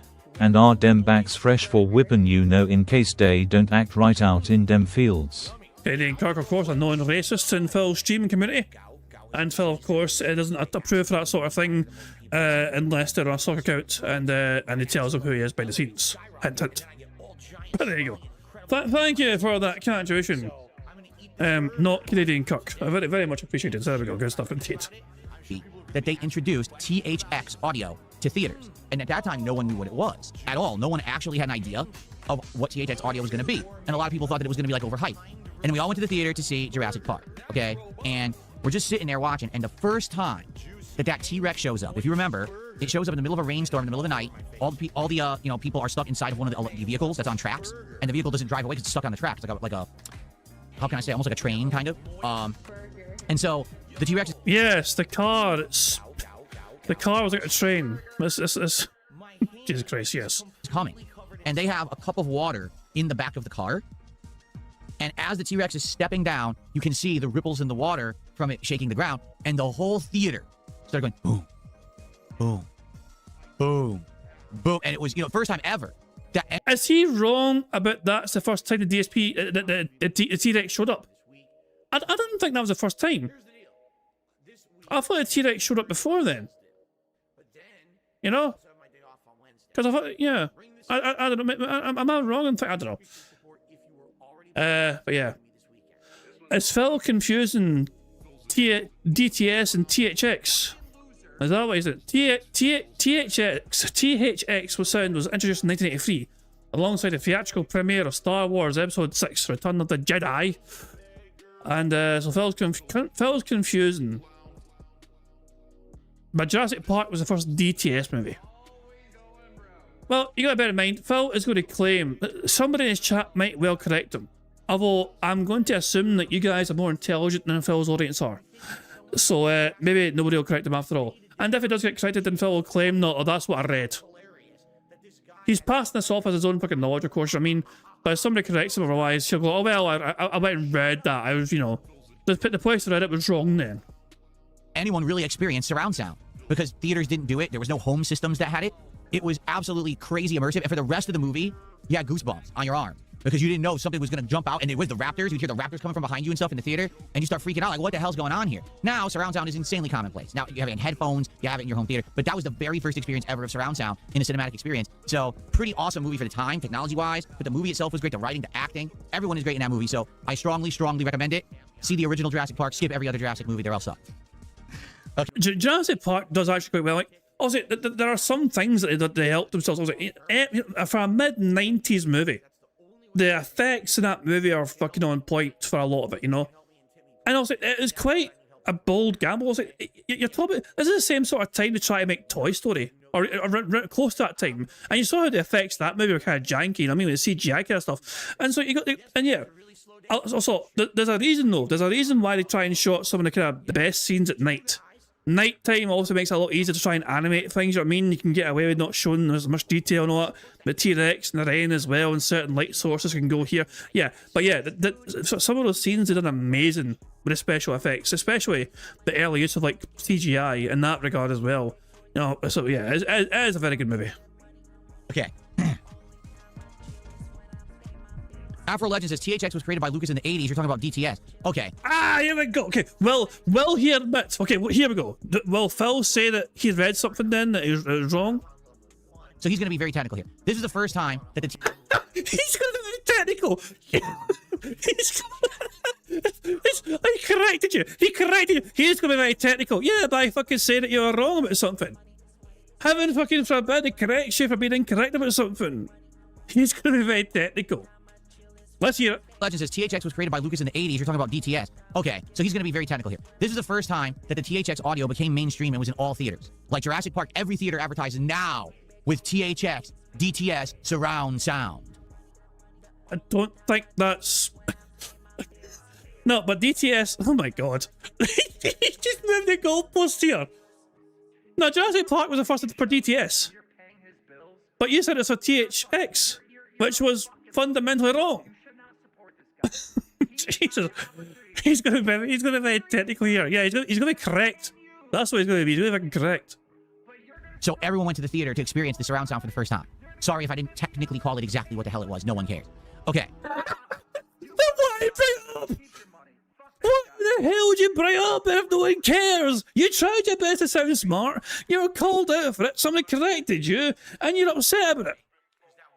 God, it's like you just use words you hear randomly to try and sound smarter. Such a salty little bitch.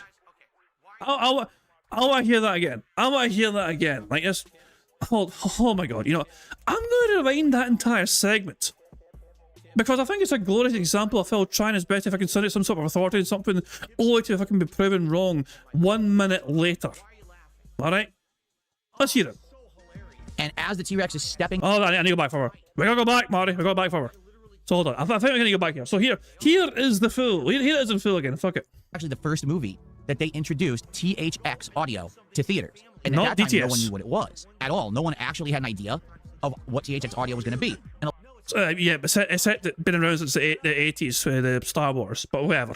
A lot of people thought that it was going to be like overhyped, and we all went to the theater to see Jurassic Park. Okay, and we're just sitting there watching, and the first time that T-Rex shows up, if you remember. It shows up in the middle of a rainstorm in the middle of the night. All the people are stuck inside of one of the vehicles that's on tracks, and the vehicle doesn't drive away; it's stuck on the tracks, like a how can I say, almost like a train kind of.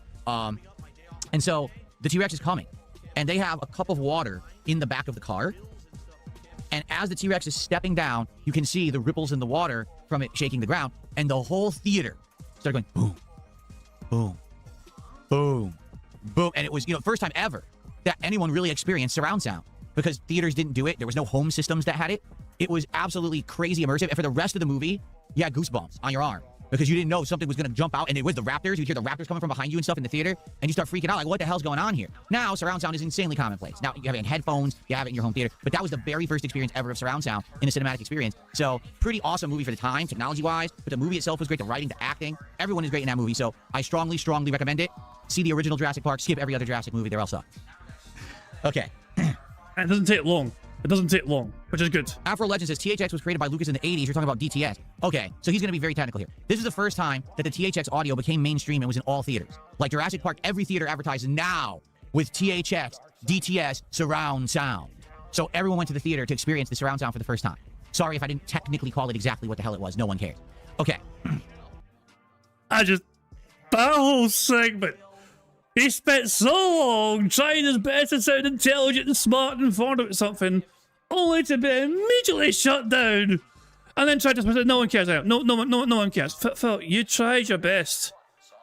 And you failed spectacularly, you know? You failed spectacularly, boy. He isn't just wrong, he's very wrong. He's going to do his best to be very technical. He's going to do his best to correct you for being wrong, you dumb bastard. Oh my god. Yeah, the one big takeaway I had from Jurassic Park wasn't about the fucking dinosaurs or the acting. It was the fact that DTS was no one. I don't know a human being alive I think would say that sort of thing. you know? You know, look at your previous comment. I did. I clicked it, you know. What do you mean the one before that? Because the one before that was this one. Walt Disney's 1940s animated classic Fantasia was the first movie to use surround sound. It's a revolutionary proprietary Fanta sound system used for 50 speakers placed. Well, that wasn't DTS, though, was it specifically? Isn't DTS different from that, though? You know, Fantasia is insane for the time. I mean, you can't forget that movie was made in the fucking 40s, for fuck's sake, you know? I guess it's like some sort of early version of, you know, surround sound, but it wasn't specifically DTS, though, was it? Because isn't that technically different? I don't know. I'm not entirely sure. But yeah. But there you go. But of course, Phil, though, remember though, the cardinal sin. If Phil says something on a stream, even if he's wrong, he's right. And you're stupid to correct him because nobody cares. Okay? It's very important to remember that Phil being wrong on his streams is acceptable and you're not allowed to fucking correct him on his streams and make him look stupid. There are no gotcha moments allowed on Phil's content, okay?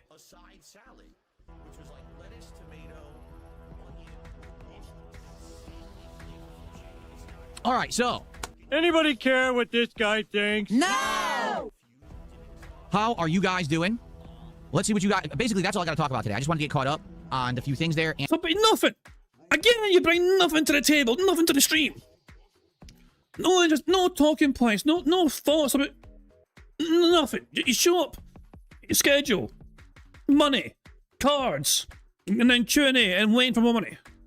And I wanted just to say, you know, a little tribute to Sam Neill. Oh, I got more shout-outs to do. Alex from Phoenix did a $5 super chat, and he said, I decided to go to the completionist route with Black Flag. I'm having a blast. I hope you have fun today, and rest in peace to Sam Neill. We grew up in a great era. Indeed. A great era of cinema, that's for sure. I don't honestly think that we have an era of cinema like that anymore. I don't even get excited these days to see movies. Like, I used to love movies. I was a movie buff, or I had a movie collection. Now I'm like, if I get around to seeing a movie, I'll see it, but I don't really care. You know what I mean? Like, I'm in no rush to really see anything.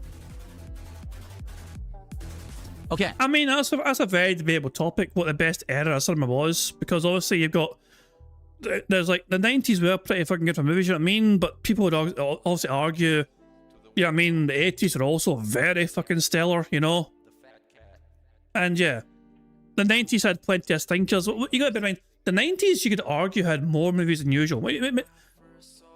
I think as time went on, you saw a whole lot more getting produced. You know what I mean? So basically, there was a whole lot more money involved, which meant a whole lot more movies were being created or whatever, you know what I mean? 1984 alone could clear most decades, says Fear Monarch. You know, I'm actually curious. Hold on. Let's test the theory, shall we? Let's test the theory. I am searching for 1984 movie releases.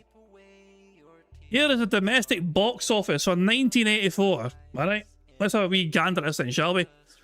Ghostbusters, Indiana Jones and the Temple of Doom, Gremlins, The Karate Kid, Police Academy, Footloose, Beverly Hills Cop, Star Trek 3, The Searcher, Spock, Terms and Demon, Romance in the Stone, Purple Rain and all that shit as well. That's not bad. That's a pretty solid list here for 1984, I'll tell you that.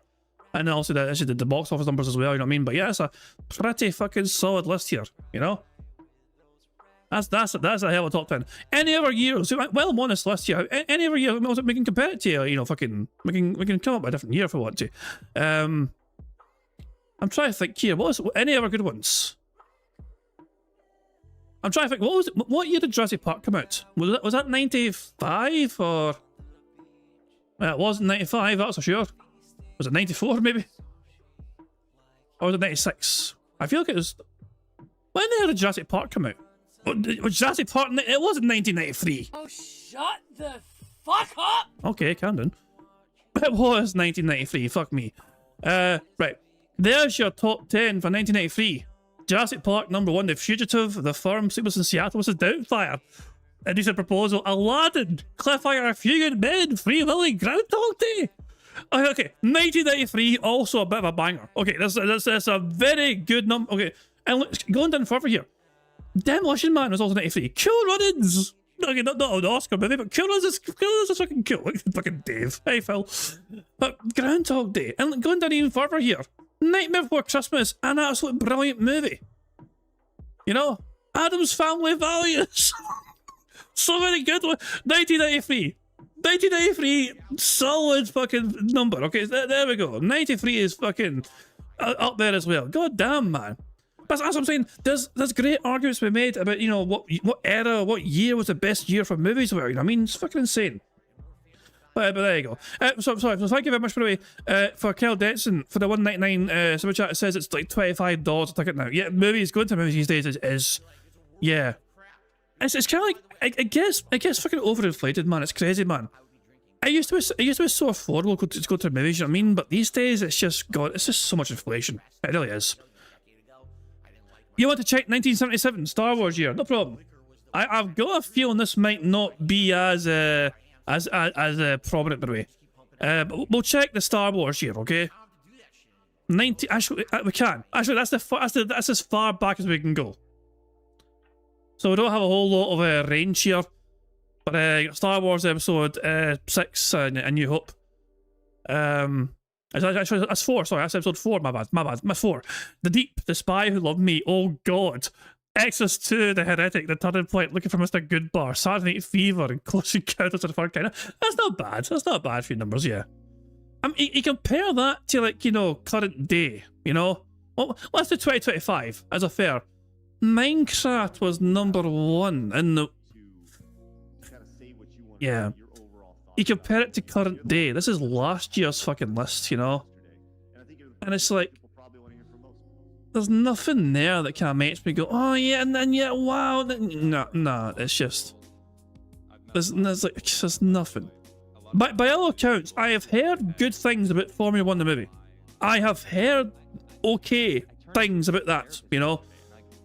So I've not seen it yet, I mean, but I'm not saying all these are bad by any means, you know what I mean? But yeah, it's just... It doesn't, I mean, when you think of nostalgia and all that shit, you know what I mean? Like, you know... One more, we'll check 1999. The Phantom Menace, 1999!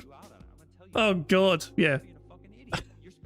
I tell you what, 1999 kind of goes under the radar, no? Star Wars came back for the first time after so many years, you know? And you got Austin Powers, the spy who shagged me. Oh, the Toy Story 2, a brilliant Toy Story 2, arguably one of the best Toy Story. You could argue, you know what I mean? That's an incredible movie. The Matrix came out that year. Tarzan, Big Daddy the Mummy, Blair Witch, Notting Hill. There's a Bond movie. There was not enough. Wild Wild West. Jesus Christ, man! Will Smith turned down the Matrix to do Wild Wild West. I'm sure he fucking was glad. American Pie was 1999. Sleepy Hollow and Patch Adams and all that shit. Jesus Christ, man. 1999. You can underrated year, you could argue, you know, with some of those hits as well. Anyway, we've derailed massively, but I was an interesting little derail. I quite like that derail, you know. It gave us a break for the bad man, it gave us a break for the bad man.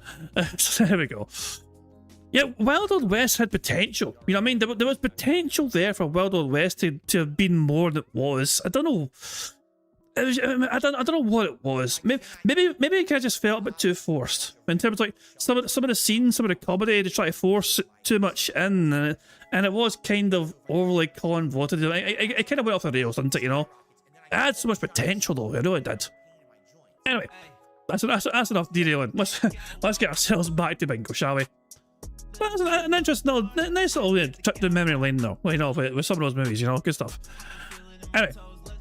We're back to bingo. We'll give ourselves a little breather from the bad man. That was nice. That was a nice little fucking break. Let's go. Okay, so let's do a little bit of hanging out. Tag me in either chat if you would like to talk. Let's see what's on everyone's mind, and go from there. If this ends up being a longer morning show, great. If it ends up being a really short one because I don't have a particular topic, that's also okay. No matter what, we're gonna get a good amount of Assassin's Creed gameplay in. Now, here's one thing I need to bring up. Opening magic. Oh yeah, Broadside Phil, I forgot you had a soundboard pass. You're fucking stupid and deserve to die. That's not me telling you that. It's Moke take up with her. Cards is a completely different animal than opening Pokemon cards. What do I mean by that? Basically, it's pretty insane. But these magic cards, there are so many magic cards in a pack. There's 15 cards in a pack, okay? That basically, I'm gonna make this a little... I want to make the test animation sound a little louder. I say test animation, that's what I call it in my OBS. I can't hear the animations as well today. I don't know why, because I don't think I changed any volume settings. So it's a little weird that that's the case, but I don't hear them as loudly, and I don't know why. Who fucking cares? What was I going to say? Oh, opening magic cards is so much more time-consuming than opening Pokemon cards. Pokemon cards are very simple. You open the pack, you read the name, comment on the art, you're done. Each pack has anywhere from 5 to 10 cards tops, and some of the Pokemon cards are things you don't even care about. The energy card, you burn right through that one, right? With these Marvel cards, like, tons of these cards are these rares with foil, and you gotta go through them painstakingly to figure them out, and there's so many more of them in a pack. So I need to save a lot of time at the end of the stream if we're gonna be doing opening of packs of Marvel cards. Basically, it's about 7 minutes per pack on average. So let's say I have to open 3-4 packs. I have to make sure I have like a half an hour left on the end of the stream in order to do the DSP pack rips video, or else we're running out of time and we gotta rush, or, you know. Cares? So that's for Magic the Gathering. Now here's the other thing. I want feedback. Obviously, we have opened 22 packs of the Magic Marvel cards in the last day. I want feedback. Did you like it? Do you want more? And if you want more, do you want more Marvel? Or do you want to do something different, and do you have a recommendation of the something different I should do? Reason being, I don't know how readily available these are. The Marvel box was available because that's the latest box they've done, right? Like, that's fresh. But other things are not so fresh, and I don't know if I can get them. And if I get them, they might take a while. So I need to know ahead of time if you guys have liked this or not. I would like feedback on it, okay?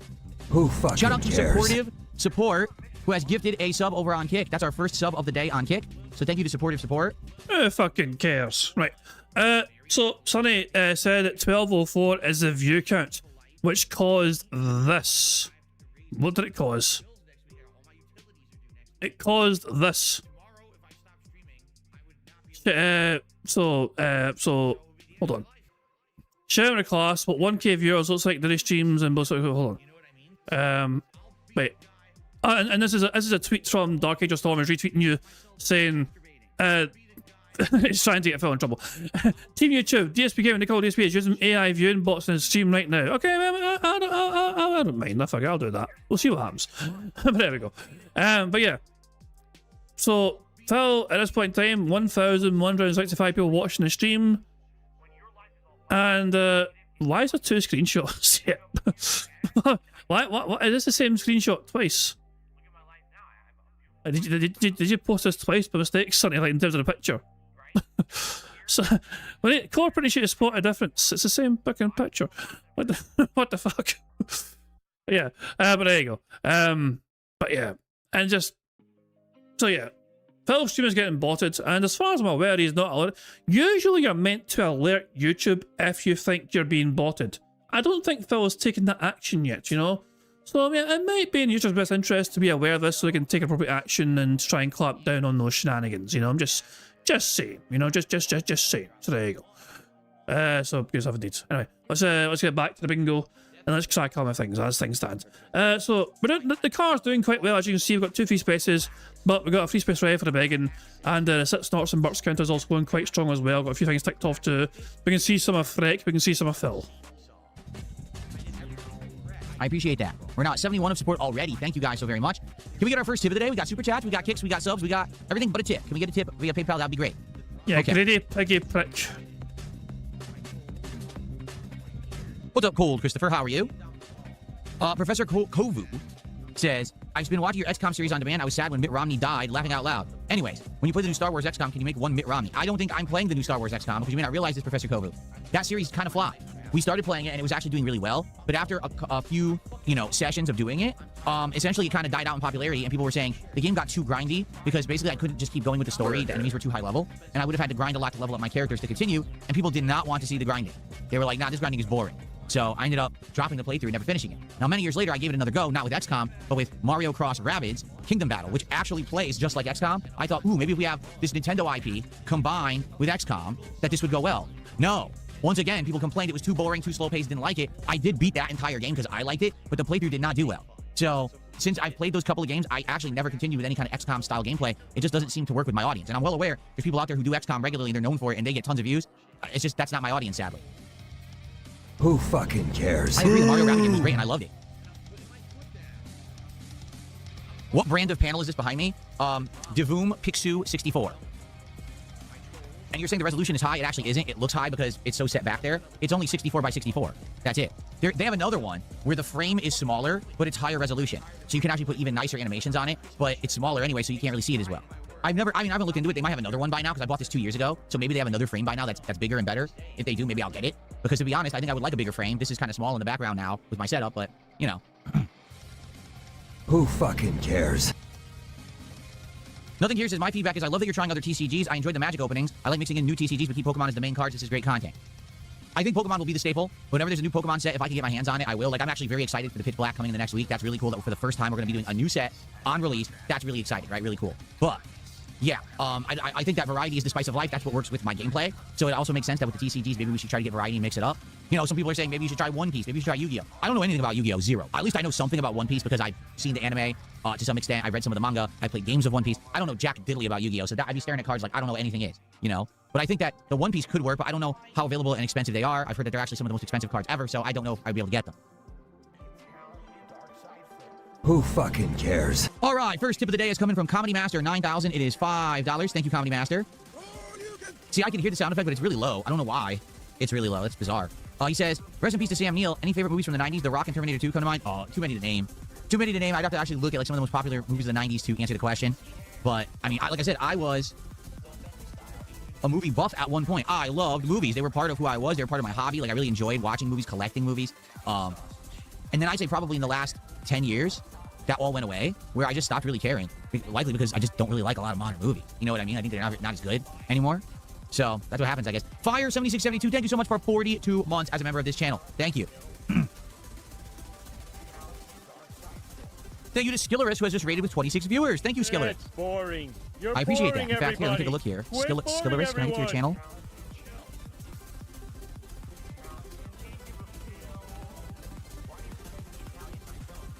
I'm going to follow, and at one point, I will reciprocate. That's what I like to do. Someone helps me out, I help you back, so at one point, I'll host you. There you go. But you're never the one to help them first, though, Phil. That kind of says a lot about you as a fucking person, doesn't it?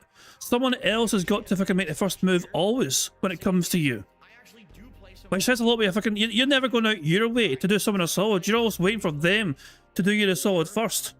Because you need to fucking take first before you can give back. You never give first. Oh. I wonder what kind of content Skilleris makes. Anyway. What happened to Moderator 672? Moderator 672 was never a Moderator 672. 672 was a moderator for Wings of Redemption years ago. He's not a moderator of mine.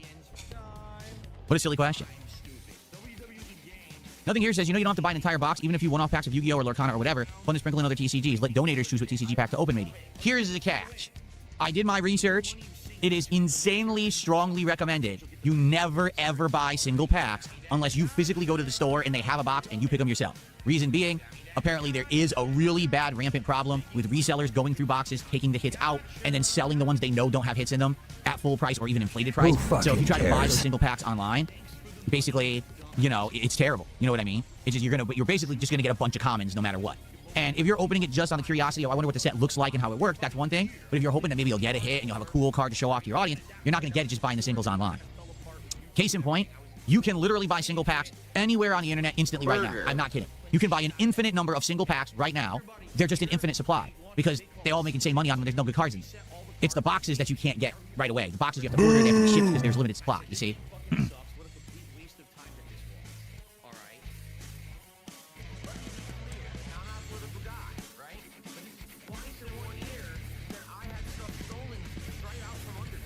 Apparently, we are like 30 minutes away, or I think we're 35 or 40 minutes away from gameplay. You know, so yeah. I don't think, you know, I mean, I'll say, as the way the card's going now, I don't think we're going to have time for a second card. Or we could try a second card, but just with a smaller one or something. I don't know. We'll cross that bridge when we come to it, you know. This might be a one and done, though. This might be a one and done bingo game. What am I hoping to do the next tryout or demo stream? Not right now, Numskully, however you say your name, sorry, because I've got too much stuff going on. Right now I'm juggling. Let's think about it. Let's think about the lineup. Assassin's Creed Black Flag. Who fucking cares? Dark Souls 2. Pokemon Brilliant Diamond. Pokemon Champions when I get a chance. Boring. TCG Card Shop Simulator. What's the other one? There's another one in the schedule that I'm playing too. Hold on. Pal World, which we just started, right? So I'm basically juggling 6 games. Then on Friday nights, I'm doing Friday Night Fights, old school fighting games, and I'm doing some bonus streams of these retro games, you know, collection, grading, and you know, going through that.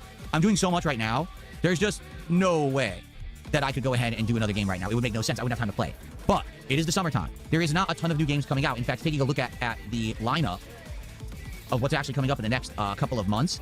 So remaining this month, all we really have is the Avatar fighting game on July 23rd, which I might just skip because I'm not too interested in it. Then the Halo campaign Evolve comes out July 28th. I'll probably play that.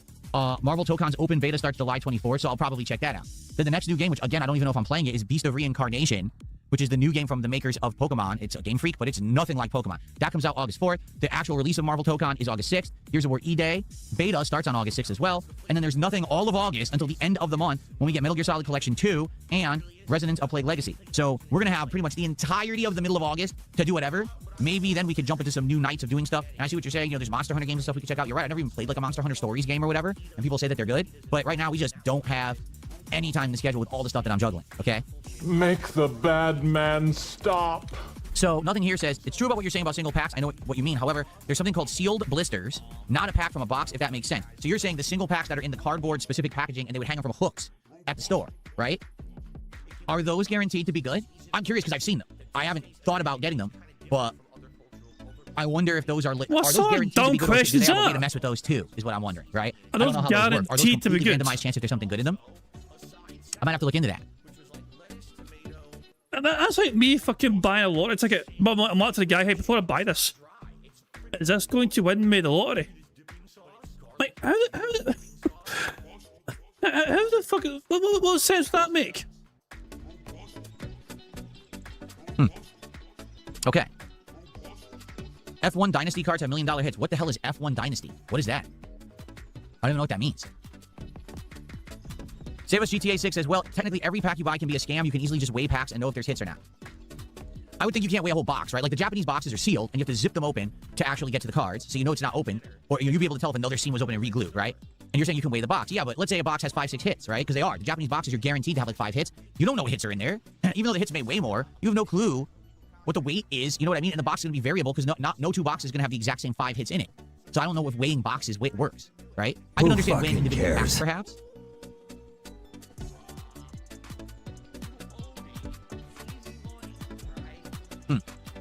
Interesting. Rykova, I know. Rykova says, you're blessed. I work at a toxic office job. I am blessed. 100%. I am lucky that this is what I get to do for a living. I get to literally hang out with you guys and have fun and chill and talk about fun topics, play video games, you know, all this fun stuff. This is the dream job, man. 100%. Now, of course, there's a lot of stress and abuse that comes with it, but it's the dream job. Really. I love doing this. 100%. I love this. Coming to my job every day is awesome. Why don't you back it up with a source? My source is that I made it the fuck up. If I weren't so arrogant, I could be rich off of lolcow money. First of all, I do well for myself without lolcow money. That's number one. Number two, I want to like my job.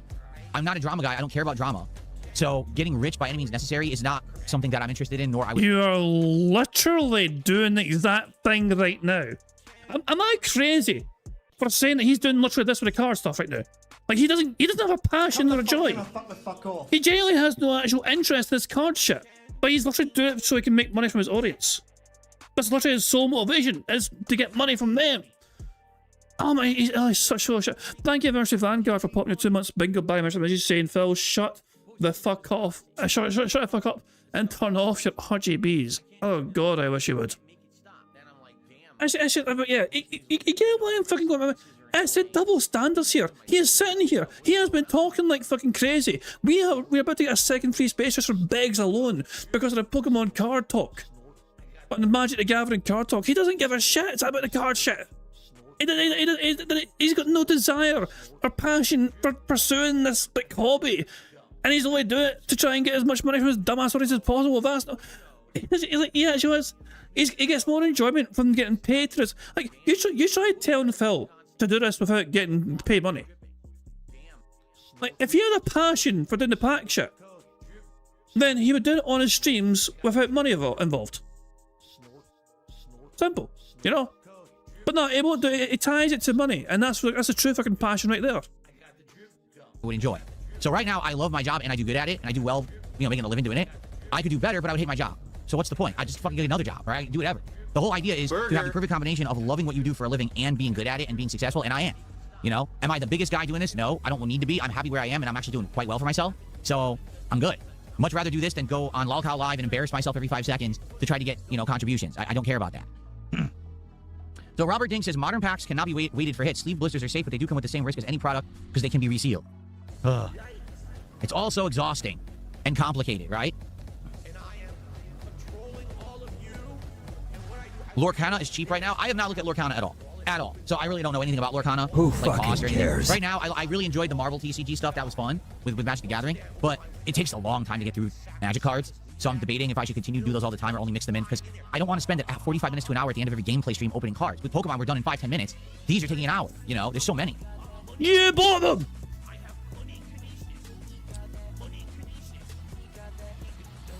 SNES Patrol says, any chance to get Upper Deck Marvel Masterpieces? You mean the ones from back in the day? How exactly would I get those? They're from the 90s. Final Fantasy Magic the Gathering, aren't those insanely expensive? Because it's over a year old, right? Isn't it like ridiculously over-the-top expensive to get the Final Fantasy Magic cards? I was under the impression it was. But you're so successful, Phil, and you always want this. You cheap bastard. Yeah. $330. Bruh. Bruh. Fuck you, Phil. Bruh.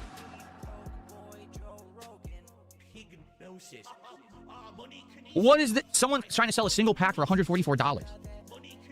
No, this is insane. The prices are ridiculous. You don't get to criticize what other fucking people charge for fucking cards. You have lost that right. You have lost that privilege. You scamming, scummy piece of shit.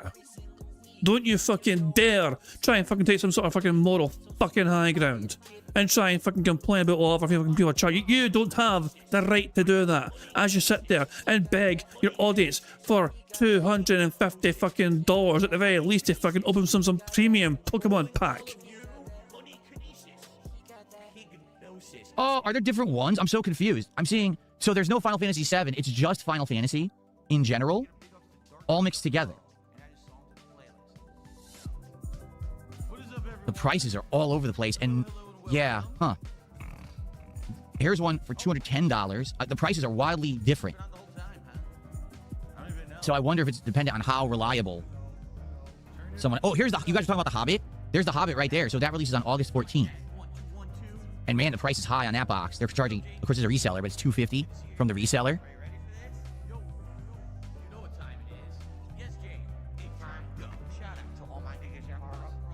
Huh.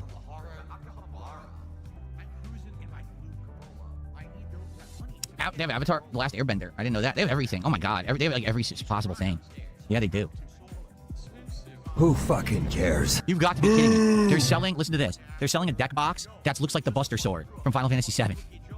Of course they are. Right? Of course they're doing that. Why wouldn't they do that? Yikes. So here's the thing. The Final Fantasy cards, the prices are all over the place. The availability is all over the place. The answers are fucking you in that order, bitch. Thank you very much to Vanguard for $2 super chat. Who says King just pop off of it and you don't hold back. It's fucking hard not to. It's just a sheer fucking hypocrisy and double standard of all. You know what I mean? Like this has nothing to do with money. You know, like in terms of like Phil, we have watched Phil fucking make shit tons of money for years and years now. I was here fucking watch him get given $100 per fucking vest. You know what I mean? We've seen through the fucking hat goals and the vest goals, the sunglasses goals. We've seen a variety of different goals and milestones for fucking cat tuitions. We've seen him charge $1,000 to show off a pussy. You know, we have seen him be inundated with money for all sorts of fucking gimmicks and things and all that shit, you know.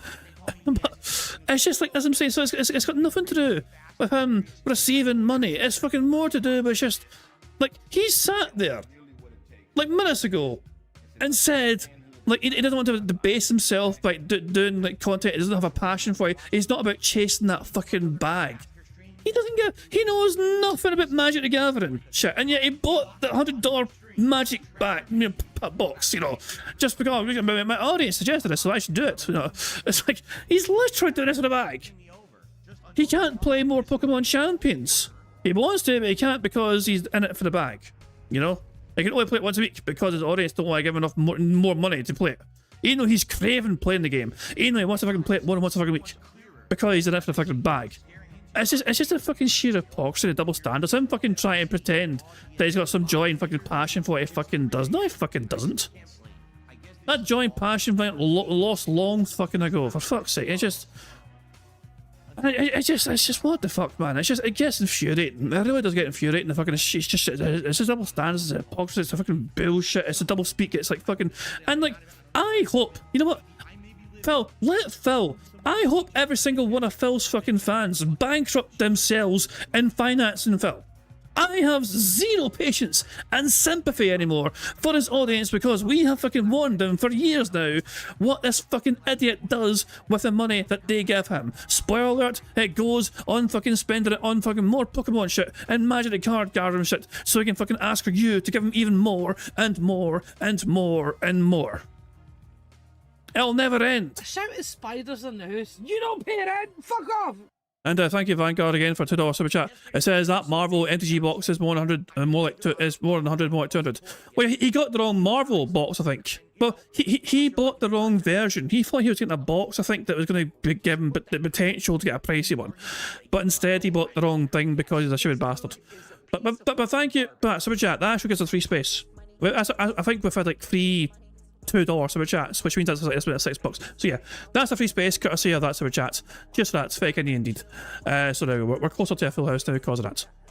Anyway, let's just Jesus Christ, man. Anyway, I just wanted to get back to bingo. Let's crack out a bingo. We're not far away from a full house. We're almost getting 2 more free spaces with the sip snorts and the burps and the begging as well. You know what I mean? So yeah, we're on our way. We're getting closer and closer to a full house.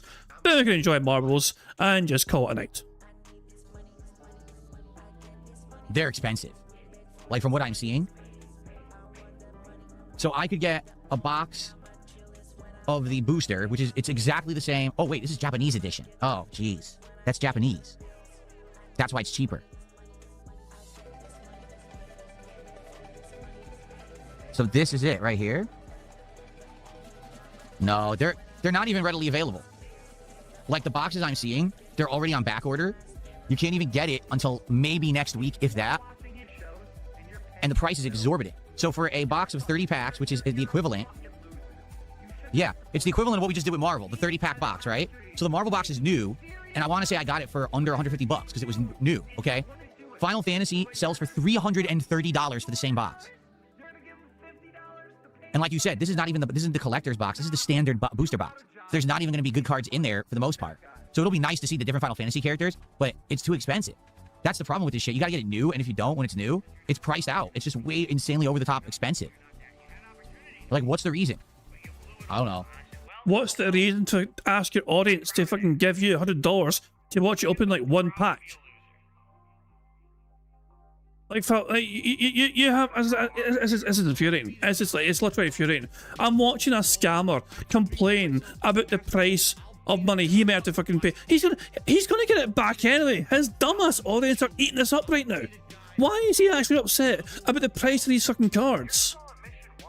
If all Phil would have to do is do what he fucking did with that fucking special Pokemon pack and justify a fucking price increase for these special cards. And guys, I paid extra for this box. I paid you guys asked for this. You guys asked for this, and I paid a lot more than usual. So for $500, I'll open a pack. How's that? Okay. Open up one pack for a $500 contribution. Sound good? Sound good? Sound good? Okay. And his dumbass Dennis would eat that up probably. The Spider-Man is insane. The MTG Spider-Man stuff. Let me see. Oh my god. I don't know why it scrolled to the bottom of the screen. What the hell's wrong with this?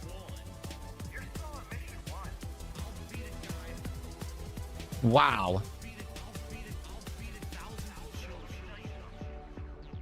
I'm trying to find the regular box of Spider-Man. There's the Ninja Turtles you guys had talked about. Ninja Turtles is reasonable. A Ninja Turtles box is $120 and you can get it in a few days. Yeah. But you wouldn't change the price for your audience though. You would maintain the price levels for your audience because you want to spend less but you're not going to fucking charge less for your audience. Do you not find that fucking scummy behaviour, Phil? Spider-Man's not even available. Seriously, I don't even see it. You could buy individual packs for ridiculous prices. I don't know if I trust this one. This one claims it's a collector's booster box, 12 packs. These are the really good packs. And it's a reasonable price, and it claims you get it in like 2 days. How much do I bet it's a scam? This looks like a scam. Oh yeah, the rating is bad. See, that's the thing. When you're buying these too, you gotta look at the ratings of who you're buying it from. Because a lot of people will be like, yeah, this is scam. This is a fucking scam. And this one might be. Like, the ratings are terrible. Oh my god, this person got slammed in the ratings. I want to see why. Hold on, this is funny. Do not buy. Product repackaged. Shrink wrap was not tight. Packs appeared to have glue residue. Card values were all terrible. Wow. Advertised as new. Very obvious. Packs opened and resealed. Plastic reheated poorly. Packs have more land cards than they even should have. No good pulls. Not new. Rip off. So there you go. Yikes. Anyway, so we'd have to talk about it, but sadly, this is the problem. If you don't jump on the stuff when it's new, you can't really get it. With the Pokemon stuff, you can get Japanese boxes pretty regularly. Not a problem. Okay? If you want English cards in Pokemon, you've got to get them within a year. If you don't, anything older than a year, it's almost impossible to get. And if you get it, it's super expensive. Magic, again, same thing. Like that Spider-Man stuff was really popular. It's like, doesn't exist. You can't even find it. And if you do, it's either exorbitantly priced, or if it's reasonably priced, it's because it's a scam. So that's what I mean about this shit. It's like so crazy in demand right now. It's boring. No, I'm not playing the ports of Black Ops 1 and Black Ops 2. People ask me the same questions every day. Good lord. Okay? First of all, they're not even... You turn up to your streams every day, these days anyway, without much to talk about. You're not really offering your audience a chance to fucking have interesting discussion. Because you show up, talk about yourself. You don't even have some interesting talking point usually apart from yourself in ways that you can get money for your audience. And then you complain that you're being asked the same questions every fucking day. Fuck off, Phil. Just fuck off, Phil. Thank you, Vanguard. $2 super chat again. Oh my fucking god, his addiction has no barriers. Now Spider-Man. Phil going to Phil J.K. Simmons. Get me more cards of Spider-Man. Get me more.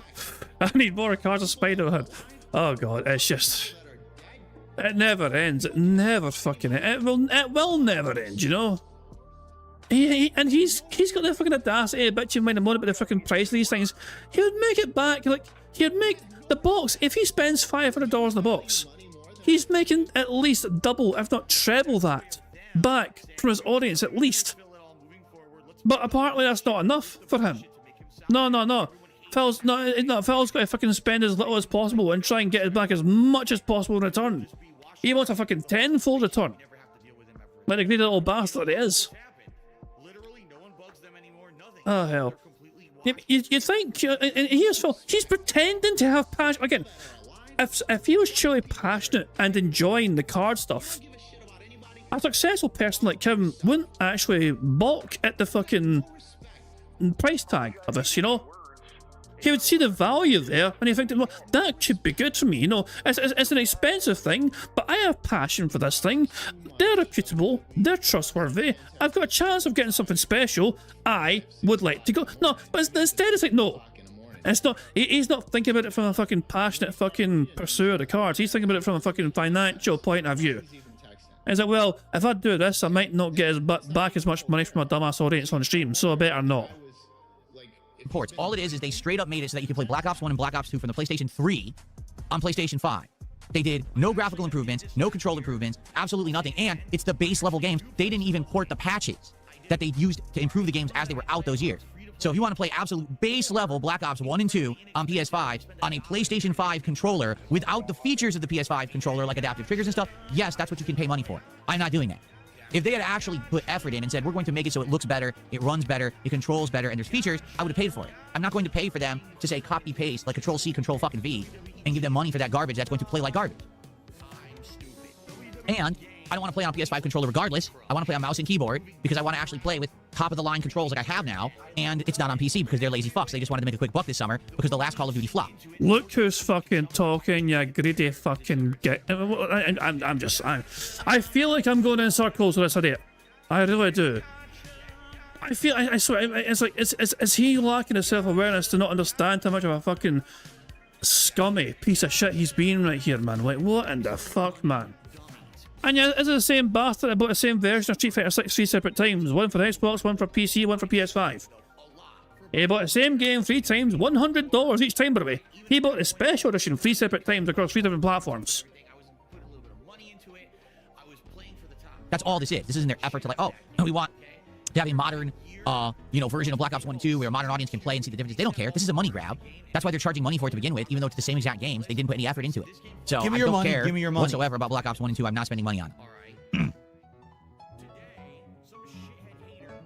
Bavelines, I couldn't get good at keyboard and mouse because no one wanted me to play Call of Duty when I got it. Remember, it was late last year, early this year when I got an actual competitive level keyboard and mouse. And for 1 or 2 streams of Call of Duty that we were playing was Black Ops 7, I did well. I was mowing people down with the LMG. I was getting crazy kill streaks. No one cared. The streams were dead. People complained it was boring. No one contributed. So I said, fuck it. We're not playing Call. Money, basically.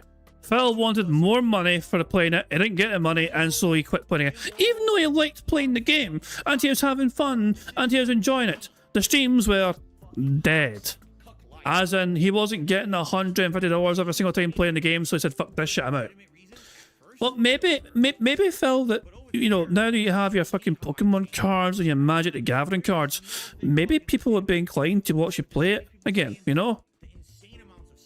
But you're trying to blame the game for not getting this fucking, you know, not getting the numbers. But then you're trying to say that the Pokemon cards and the Magic the Gathering cards are fucking attracting more support. So is it really the game then that's carrying the stream? It's certainly not you. That's what I'm sure. But so that's what I'm saying. You could go back to games that you like that didn't get great support, and the cards could fucking carry you to the fucking goal or the milestone or whatever you fucking crave for. This Call of Duty, we'll wait till the next one. Okay. You know, kind of hard to get good at a game. You don't have opportunity to play it more than a few times. And that's your Oris's fault?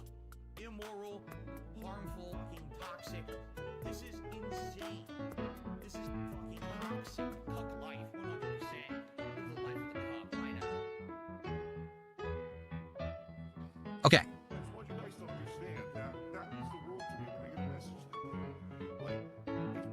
But yeah, this is the problem. Like, what the fuck is this fucking piano lounge music playing on his stream? What the hell's going on?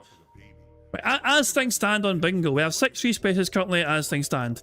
That is, I'm trying to count here. So 1, 2, 3, 4, 5. I think we're 5 or 6 away from a full house, you know, as things stand.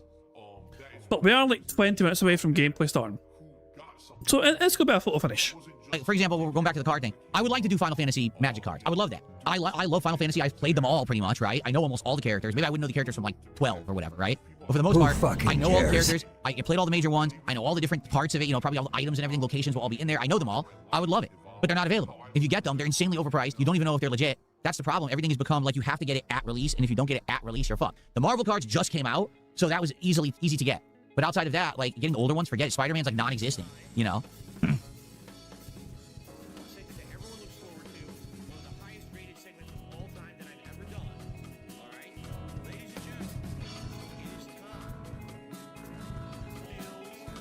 Okay. Am I going to get Modern Warfare 4? Of course I am. You know, I want to play the new Call of Duty. We'll play it at release with actual great controls this time. See if I can do well and go from there. Hopefully it's good, but I have no hope. I say hopefully, but I have no hope because it's true. Like, at this point, it's gotten to the point where I don't believe that the modern dev teams have the skill level of the previous dev teams who used to make these games. So even if they call it Modern Warfare 4, it's not going to play anything like the previous games that were good. It's going to suck. Hi, Jasper. It really is. It's just going to stink.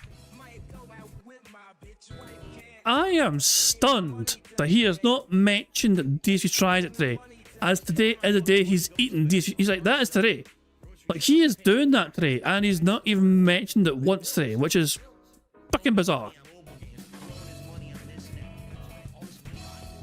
Will I ever play Minecraft again? I don't know.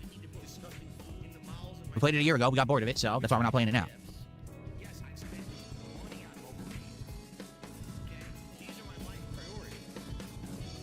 Won't we get a show just to talk about cards? I don't know. Again, I would be interested in doing that. Is that not what we're doing right now, bitch? When will we get a show just to talk about cards? Shoot me in the fucking face. Is that not what I could have sworn that's what exactly what we're fucking doing right fucking now. God help us all, for fuck's sake, man. No. Oh, well, let's change it. No, I just... Impromptu auto break. And here is where I'd show off my otters. If I had any! Where are you, little bastards? We need you more than ever. I just wanted a goddamn auto break. And they're on a smoke break. They're Union Alchemy smoke break. For the love of Christ. Oh, fuck me, man. I am glad. I am pretty glad he's off on Wednesday. I feel like I need another detox from the bad man. I know I do feel like it. And I am kind of concerned 9 days in a row of DSP might be a bit too much for me. I might not do the full 9 days of DSP. I might have to wait and see. Well, I don't know. Unless I try. I mean, it's just he has been intolerable. It's what the fuck, man. Oh, the otters are. Actually, there's one there. There's one otter at the very bottom there. About to come on. Well, at least it is. Is it an otter or is it? Is it otter or is it just part of the rock? For fuck's sake.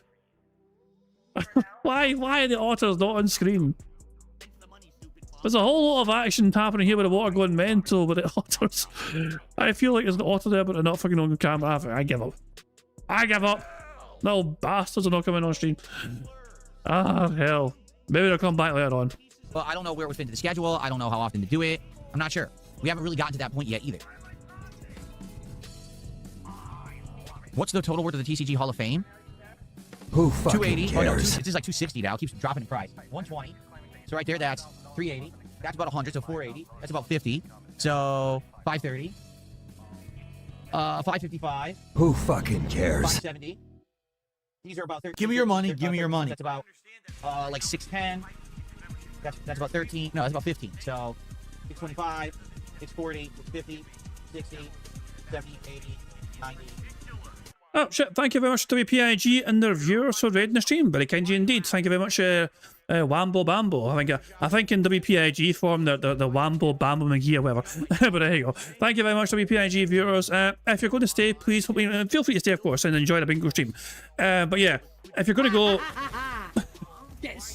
If you are going to go, please like the stream before you leave, because the more free spaces we get, the more likes we get, the more free spaces we get as well. So yeah, please like the stream. It'd be very kind indeed if you like it, even if you're going to go. Please hit like. But cheers, WPIG for raid. And thank you, Meth Bear. That $5 super chat is a free space. And you're saying I thought Phil's hustle for money would have impressed you, Scotsman, but he spends it too freely, which makes any Scot real. Exactly. Like, you know, we don't mind that. Yeah. It's the fucking ridiculous nature of him just splurging for it or spending more than he's fucking got. Nah. I wish, I mean, like, as I said, I wish I could do a Scrooge McDuck, but I don't have the income to do a Scrooge McDuck in the first place. And it was like, I would have to be rich in order to be thrifty. If he is, I cannot be thrifty with my riches because I don't have riches. You know, I am thrifty because my financial situation is kind of thrifty. Like so yeah. I'm a miser because I have a miser's income. for lack of a better way to phrase it. But yeah. Thank you all for super chat and the free space. It gets us closer to a full house. So there we go. But yeah, we are 4 away as things stand from a full house. If you just arrived from WPIG, please like your stream. 50 likes, we get 2 more free spaces. So yeah, when we get a full house, we're gonna have a marble race to enjoy ourselves, and we're free for the bad band. So yeah, cheers for that once again, and let's keep on playing bingo. 700, a little over 700. A little over 700 behind me right now. But the thing is, it fluctuates. Like, I had ones on there in the middle that I thought were worth more because they were at first, but they've dropped in price. And then sometimes prices can skyrocket. Who cares? So.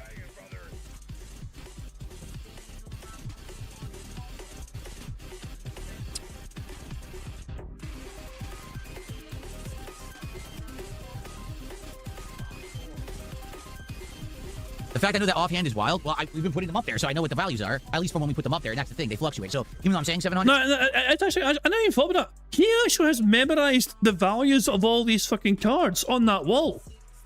He can't tell you what happened to the game he played yesterday. Like, he'll have forgotten what game he was playing last week or whatever. But he's memorized the fucking totals and values of every single fucking card. Like, what the fuck, man? This is a full-blown addiction. Like he's like checking the fucking app card status like every fucking 10 minutes or something. It's not the WWE Champions on his phone anymore. It's the price of the cards on his phone now, updating in real fucking time the fucking values of every fucking card he's got. 100, it could be like 600. They could have dropped in price, and I just don't know because I don't actively check every day. Why would I lie? I imagine it's like breathing for you.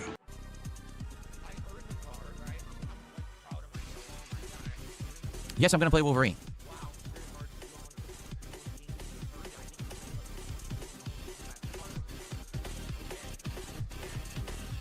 Thoughts on the remake of Halo that's planned? I mean, it's a second remake. They've already remade Halo 1 once. I already did a full co-op playthrough of it, and now they're doing it again.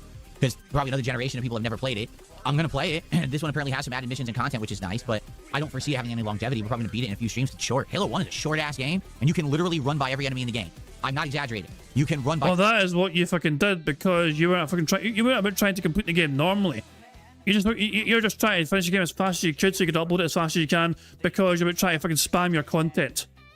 For your shitty fucking channel back in the fucking day. For you, it was about fucking quality, it is about quantity, because that was the way you done business back in the day. By every freaking enemy in Halo 1, because all it is be like you enter a room, then enemies spawn, they come at you. Just run by them to the exit. Oh, now we're in the next room, the door closes behind you, and you never fight any of those enemies. And you can do that for the entirety of the game. Arguably, it is a way to play the game, but you're not really experiencing the game that way, are you? You could argue it's one way to play it because it's in the game, but you're basically denying yourself the experience of enjoying the game in that regard, because obviously I don't think the game devs intended that, but there you go. Apparently we have 50 likes. Steve is saying we got 51 likes, which is good stuff for us because that means that we have 2 more free spaces for this bingo board. Good stuff indeed, so let me add those free spaces right now. So 50 likes is 2 free spaces, of course, and as well as getting 2 more free spaces to celebrate getting 50 likes on the bingo stream. We reward ourselves by enjoying the Bubbles animation made by the supremely talented Pixel Animations for getting 50 likes on the bingo stream. But remember, keep an eye on the bottom right hand side for Jasper Kitty to do this thing. Fuck him up, Jasper. Good cat. I love that fucking pussy. There we go. Good stuff indeed. So I think we're very close now to a full house. 10 free spaces, as I said. 1, 2, 3, 4, 5, 6, 7, 8, 9. Yeah, we're 2 away. We are 2 away from a full house as things stand. I don't know why they designed it like that. It's ridiculously stupid, but that's how they are.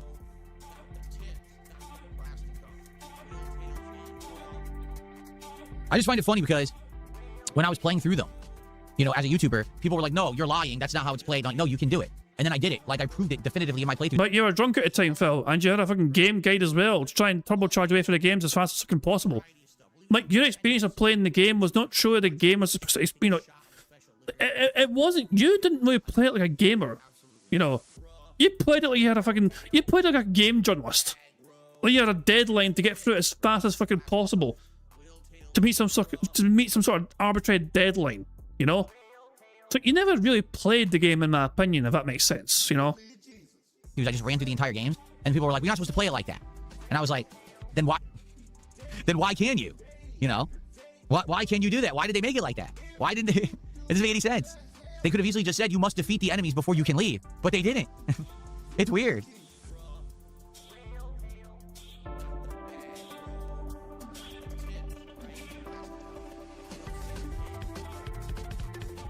Play it on Legendary? Well, I've never played it on Legendary difficulty, but that's a difficulty modifier. That's not the standard game. If literally the standard game experience is just run like this through everything and you win, that's kind of lame. I'm not going to lie. But that's how you chose to play it. You gave yourself that experience by purposefully playing like that.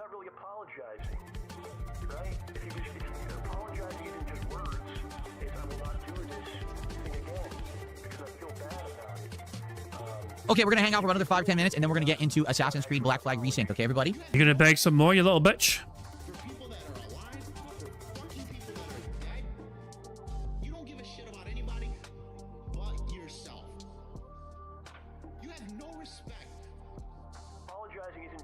Okay.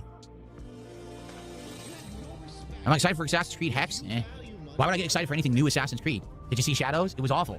So unless they have completely gone back to the drawing board, if it's the same people making it, I don't have any faith. No.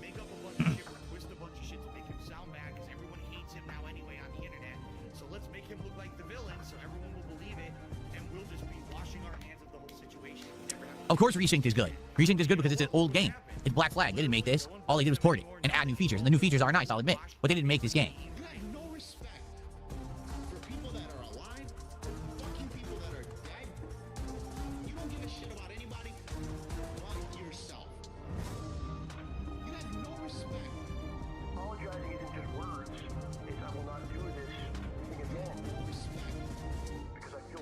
Did they fire the team after release? They did? So they remade the game and they fired the team that remade this game? Wow. I didn't know that.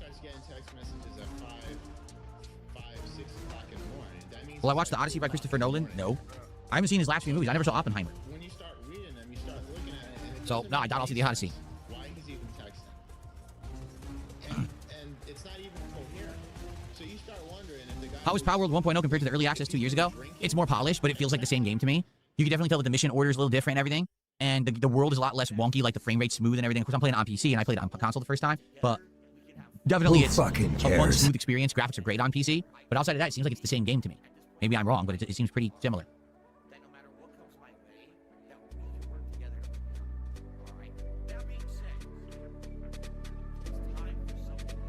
Yo, Phil. Yeah. Shut the fuck up!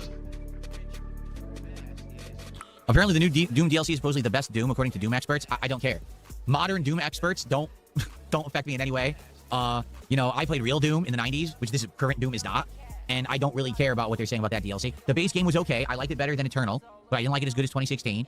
I played through it. It did all right on stream, but not great. I have no desire to go back. DLCs just don't usually do well at all here. And what I mean by that is the original run I do on any game typically can do well, but the moment that I try to do any DLC expansions, they almost always flop. Almost. There's some exceptions to that rule, but for the most part, DLCs don't work. Even for hit games that everyone loved when I played. Like, for example, Ghost of Tsushima. When I played the base game, people loved it. Great long playthrough over that summer. Then the DLC came out the next year. I played it. No one showed up and everyone complained. So I don't know what it is about DLCs. I think people, they get their fill during the main playthrough. Most people don't want to see me go back to that game again unless it's a sequel. So that's why I don't really bother with them. So it happens to any game you play, no matter what sort of game it is, no matter what sort of genre a game is, and the only common denominator really is you. So you're the problem then.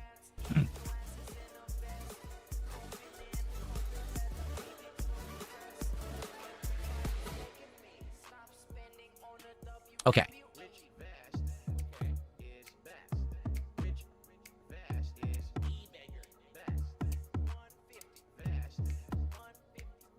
Yes! Get over it! All right. Well, first off, I would like to say thank you everyone for hanging out with me on the morning show. Thanks for the early support. Already $76 of support and only 24 away from a first pack opening is a great way to start now that we're about to get into gameplay. Okay. But Phil, that's a lie. You are not promising a pack opening today. If you make less than 150 today overall, you're not going to open a pack. So you are misleading your audience by saying that again. Okay, so thank you so much for that early support. You guys are awesome. Let's end the show. Let's get set up and get started with Assassin's Creed Black Flag Resync. Let's get a good chunk into the game today. Now that it looks like we're ending the intro segment and getting into the story and meat of the game. Let's go. All right. Thank you guys so much. Hope you enjoyed the show. See you tomorrow. Now, tomorrow, we will do a formal podcast, but again, it may just be a shorter show. A formal podcast? The fuck's that meant to mean? Why is it a formal podcast and not a morning show tomorrow? Why, Phil? Tell me why. You know? Even though it could be shorter than the fucking morning show. And what? Are you going to have talking points? You're going to have some fucking notes down? You know what I mean? You're going to talk about fucking state of games in 2026? You're going to fucking talk about Doom back in the 90s? Wait, how's it different? What? Oh, it's a day former day, so it's a podcast. Wow, that's fucking special, isn't it? This week I am trying to get a good amount of gameplay in, particularly now that we're doing these magic unpackings. I need more time to do them. So, you know, we'll see. I might just do a shorter intro show tomorrow before we do Dark Souls 2 tomorrow. We'll see. All right, guys. Thank you. See you next time. Okay. So basically you're sacrificing usual content because you're expecting and technically hinting at wanting more money to do magic pack openings. I thought you said it wasn't going to impact your normal content, these card stuff.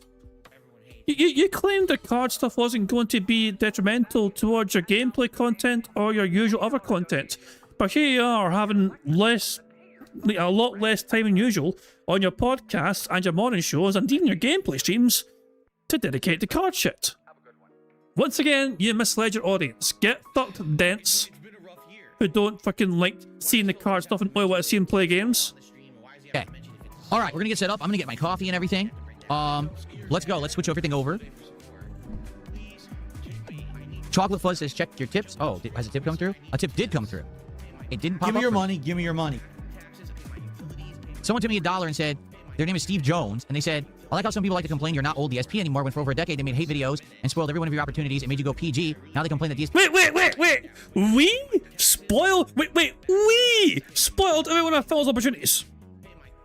It's everyone's fault he's so toxic, apparently. We spoiled his opportunities to not be a... Get the fuck out of here. Pointing at the bad man and saying he's a fucking dirty little piggy. He's like, oh, now you can't... Fuck off. I'm going to rewind that. I need to hear the full... I'll rewind and get full context. Here we go. Someone tipped me $1 and said, their name is Steve Jones, and they said, I like how some people like to complain you're not old DSP anymore when for over a decade they made hate videos and spoiled every one of your opportunities and made you go PG. Now they complain that DSP isn't edgy, you can't have it both ways. No, there is no point. They don't have my best interest in mind. They're not giving me constructive criticism. They just want to say everything I do is bad. It doesn't matter if I'm doing good content or not. They don't care. They think they want to say it's bad because that's their shtick, because that gives them content to make about me to say I'm bad. So if I kept being the old edgy guy, that would have been bad, and they would have complained, and they would try to get me in trouble for it. Now I change. Okay, I'm more PG now. I'm more mature. We'll do a good variety of content. I'll listen to feedback. No, that's bad. You should be old edgy. Says the guy who claims he hasn't actually changed. He's always been the same DSP he's always been. You know what I mean? It's like, what in the fuck? Cartube saying it's bait. Steve Jones is the channel Tevin watches. Steve Jones is a fucking dumbass then for giving Phil money. Even if it was to fucking bait him, you don't need to give him money to bait him in this capacity. So yeah, Steve Jones is a fucking dumbass then for giving Phil any money whatsoever.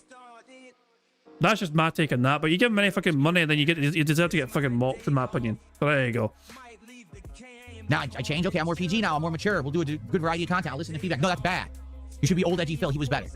What are you talking about? Well, that's what your actual true fans say. Your fans miss the old DSP. In fact, basically, the DSP that became relevant and actually popular on YouTube. You know what I mean? Your long-term fans are wondering where the fuck that guy is. You know? Basically, you caved in to YouTube demands. You claim that you're not going to fucking listen and change for anyone, but then you fucking did exactly that because YouTube might give you in trouble for fucking sticking to your guns and being your normal fucking self of being the racist, homophobic, misogynistic, fucking toxic cunt that you actually are. You still are a racist, racist, sexist, homophobic cunt. You know what I mean? Not shit. You tick all those fucking boxes, but you're a lot more guarded these days. And you have a mask on for the most part, and it really sometimes that mask slips, Phil, and you get to see the real DSP once again, especially on the money high, you know what I mean? But yeah, I mean, end of the fucking day, Phil. It's not our fault that you fucked yourself over and not becoming a bigger and more prominent YouTuber. You had every possible opportunity gifted to you. I don't think there's a content creator on this platform that's had the sort of fucking opportunities that Phil has been given. I can't think of any other content creator who has been like handed. Remember the history and the lore of Phil. You know, why did I get fucking hooked up with Machine in the first place? You know, because somebody went out their way. Hutch went out his way, even though him and Phil weren't on the best of terms. Hutch went out of his way and said, done Phil a favour and recommended to Machinima to take on Phil under the Machinima fucking partner program. You know.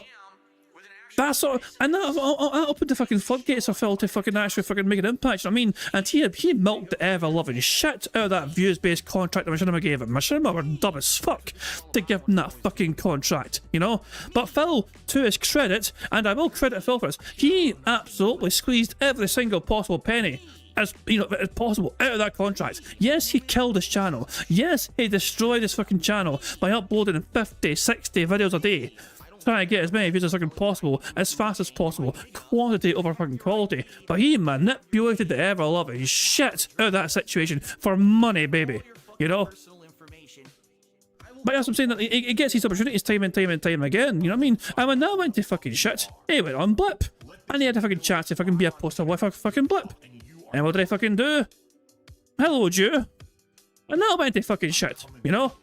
You can't think to yourself, well, he's fucked then. No, he's back on YouTube afterwards. Somehow he's back on YouTube. Got away with fucking breaking the AdSense fucking loyalty program, and all that shit.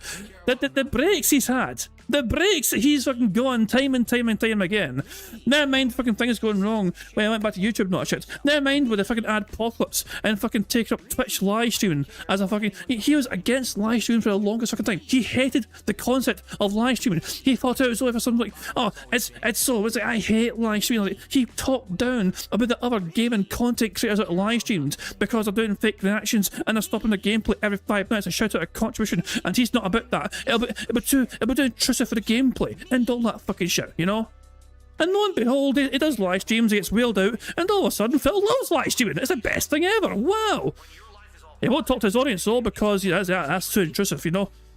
He won't use a fucking Twitch chat, he won't use a YouTube chat, he's got his own little MIRC chats, you know what I mean? Fuck that shit, you know? He spends 2 years live streaming without even talking to his audience. What the fuck, man? And that's what I'm saying. He gets chance after chance after chance after fucking chance after fucking chance. You know, Machinima tried his fucking best to get him to branch out and do things like fucking Street Fighter tournament commentary. You know, like it's not just about content creation, Phil. You know, what I mean, it's not just about making videos. Try and get some connections. Try and do other things. Do some commentary stuff as well because you like to talk about Street Fighter a lot. And Phil told Machinima they were dumb as hell. Why the fuck would Phil do anything else other than doing the content he's doing? Why try and branch out? Why try and fucking take on other potential things to try and fucking expand your horizons? They were dumb as fuck for suggesting that. Then Twitch came along, he was protected at Twitch for a while, he streamed on Twitch for a while, and then Phil's fucking Twitch days, it fell apart at Twitch, I mean, because Phil fucking said too much and used hateful slurs. You know, roll the hateful slurs clip. Not once have I ever used hateful slurs, you dumb pieces of brain dead monkey. I can't remember the exact quote, you get what I'm saying though. And that fell apart. Twitch fell apart and he was fucked there, you know? Then he goes back to fucking YouTube, and YouTube certainly don't do anything about his fucking TOS violations, that's for damn sure. Goes back to YouTube, tail tucked in his legs. And these are all the fucking lucky breaks as a content creator. These are just the lucky breaks I am talking about as a content creator. Never mind the biggest lucky break of all with a bankruptcy. COVID, unironically, saved the bad man from getting that bankruptcy approved. How fortunate? Can you imagine a worldwide pandemic turn into a good thing for DSP? Like, what? Only he could fucking, like, you know, get the most of that situation, but he did, arguably. Holy shit, man. Oh my god, it's like, what in the fuck, man? But yeah, he has had so many. I don't think he understands the sort of luck he's had on his side for the past 15, 20 years making content on the internet. But he's going to sit there and claim to be the biggest victim in the entire fucking world. Because people point at him and laugh at him every day for being a begging, scamming, toxic piece of shit. You know? But he's the unlucky one apparently, you know? He doesn't understand how blessed he fucking is. But he thinks he's the biggest victim in the fucking world. Whatever, man. Jesus Christ. Anyway. So, random... Rant over. We crack out a bingo. We've almost won bingo. Let's just win bingo and then we can fucking calm down marbles. I'm gonna give you the perfect. And I think I'll send something as well. Sorry, I'll send yeah, and I'll send something on Discord as well by Dapper. You're a victim. That is Phil's mentality in a nutshell. That's all Phil's fucking mentality. He's got this fucking permanent fucking victim complex narrative. Anyway, let's crack on a bingo. I do apologise for the wee rant. Perfect example of this. You ready for this? This is the one example. Absolutely no one can dispute this whatsoever. It's literally indisputable. My ex, when I used to, you know, date Panda Lee and we were together, okay? Everyone fucking hated her. Like, everyone on the internet. We hate this girl. Yeah, she was quite a fucking ridiculously toxic individual. She was. She was incredibly abrasive and toxic, undeniably. You know? That's true. She was quite a dislikable person. I mean, she had an annoying voice as well, you know what I mean? And she was quite obnoxious, you know? She was quite full of herself. Yeah, she was quite young and immature. But then again, she was very, very young, Phil. She's so annoying, awful personality, abrasive personality, terrible. She's ruining your content. She shouldn't be in your content. Absolutely awful, terrible, horrible, right? Yes, agreed, and that was true. Then we break up 9 years ago. Yes. She's no longer in any of my content whatsoever. She's gone from my life, done. Yes, and what's your point? The day that was public knowledge, oh man, she was great. Man, you see, he should... No, that's not true. Look, okay, I'll tell you what. You want to know the real day? You want to know the day this is wrong. This is factually fucking wrong. Okay? I'll tell you exactly the day that detractors had a positive impression of Liana. Panda Lee, Liana Hine, okay? The day it happened was not when she dumped Phil's arse. The day that people had a positive outlook on Liana, not totally by the way, but it was a tide of change. It is when Phil made his emergency stream. Phil made an emergency stream or an emergency video one time, okay? And Phil talked about how the adpocalypse was happening and money's tight or whatever and this and that. And Phil told everyone that Liana was getting a part-time job. Liana fucking rolled up her sleeves. Now, Liana was promised the gravy train lifestyle, you know what I mean? She thought she wouldn't have to fucking lift a finger. She was promised riches from Phil. He's a successful big time YouTuber. It's a Gravy Train days. He'll provide for her. She wanted to fucking do a thing. You know what I mean? Nothing whatsoever. And then after a while, she was bored. She did nothing. She's literally just living off of Phil. So she was bored, and so Phil, you know, she wanted to try and make soap, and she tried to make it. Even then, I didn't know that was nothing. She was just bored, so she went and turned a little hobby to try to make some extra money on the side. She had her own little soap making business, you know. But the day that people fucking saw it in a positive manner was when Phil made this emergency beg video, and he admitted that Liana had got a part-time job.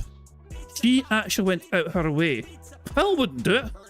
Phil, of course, isn't going to fucking rob his sleeves and get a job to help pay the bills. Liana did. Liana fucking said, you know what? Times are tough. You know what I mean? I am going to go out there and get a part-time job since you, Phil, can no longer provide individually to sustain this. You know?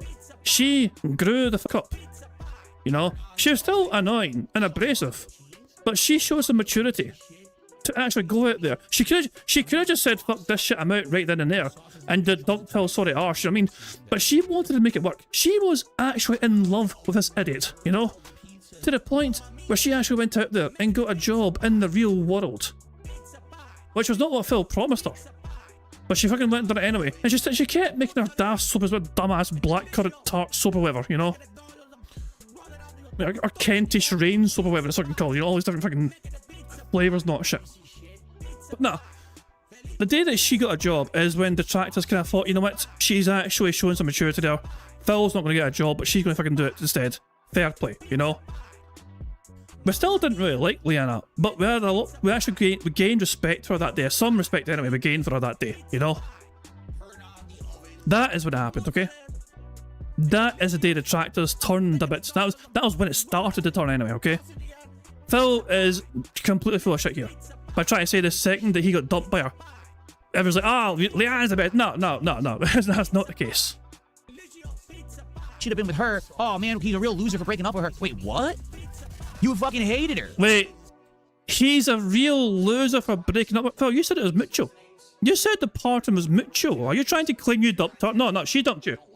No. Let's also get one thing clear. At the time, they claimed it was a mutual part in their ways. The reality was that she had suffered enough from Phil. Phil broke her heart. And she eventually had enough and said, enough is enough, I'm out of here. He never imagined she would leave. Phil never for a second thought that she would ever leave him. The things that she wanted, she didn't get from Phil. She wanted fucking married to him. She wanted a fucking pet cat for them to enjoy together as well. Both things were denied. Phil got her a fucking engagement ring, but it was some sort of fucking half-hearted deal. He offered the ring to her while they were watching wrestling on the couch together. He wanted to propose at Disneyland, but the couch while watching wrestling had to fucking do. Very special and meaningful, wasn't it, you know what I mean? And it wasn't even a proper proposal, it was a half-hearted sort of thing, you know what I mean, or whatever, and yeah, whatever. And so yeah, it was, and that was it, you know? And so, yeah, as I'm saying, the two things that she wanted, married and a pet cat, didn't get. What's the first two things that Phil did when he hooked up the cat? You know? Got her a pet cat, hey Jasper, and got her, and got a wedding ring on that big old finger of hers, before she fucking blew up the potatoes. You get what I'm saying? It's like, it's an incredible retcon of history. Phil thinks he understands, like, the detractor version of, like, wow, we know it better than he does. We were also there for it. We witnessed it, and we know. He's trying to like reframe it as, oh, it only happened. No, whatever. Anyway, like she wanted more from Phil. Phil wasn't willing to fucking do it. I think he was happy. I think Phil Jelly was thinking that he wanted, because he was talking about bankruptcy. He claimed that he didn't want to fucking put Liana through the bankruptcy because Phil did entertain a notion. The bankruptcy talk was a thing that lingered for a while, you know.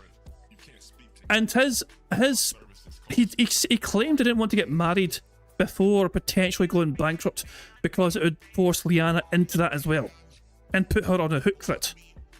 It's funny how that excuse wasn't a factor when Kat was involved.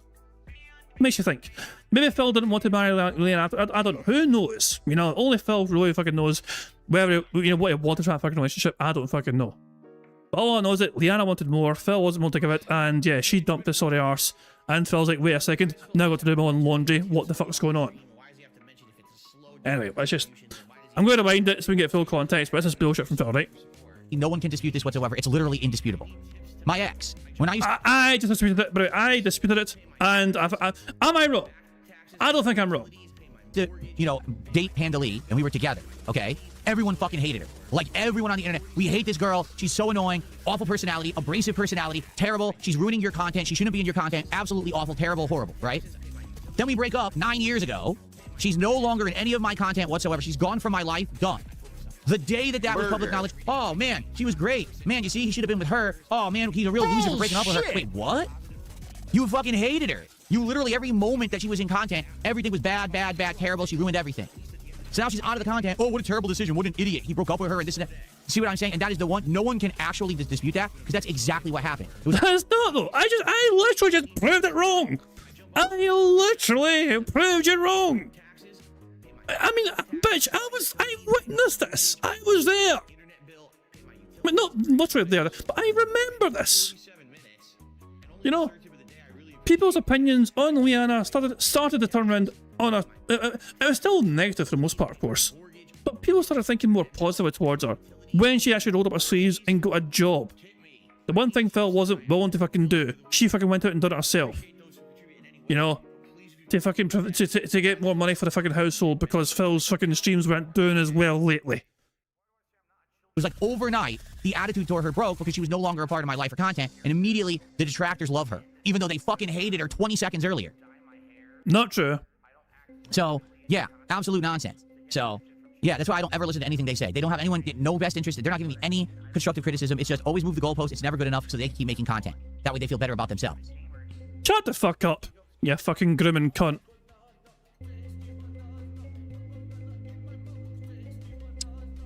Okay. Anyway, back to what I was doing. Let's get set up here for Assassin's Creed. All right.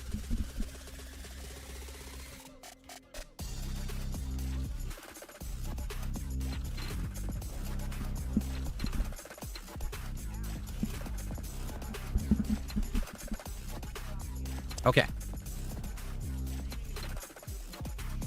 I'm on fire today. That's because you're in hell, you fucking piggy prick.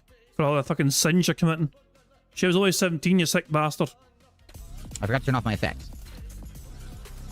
Alright, so for the record, since so many people keep bringing it up in chat, they're going to keep doing it anyway. So ever since my biggest restreamer got banned from YouTube... No.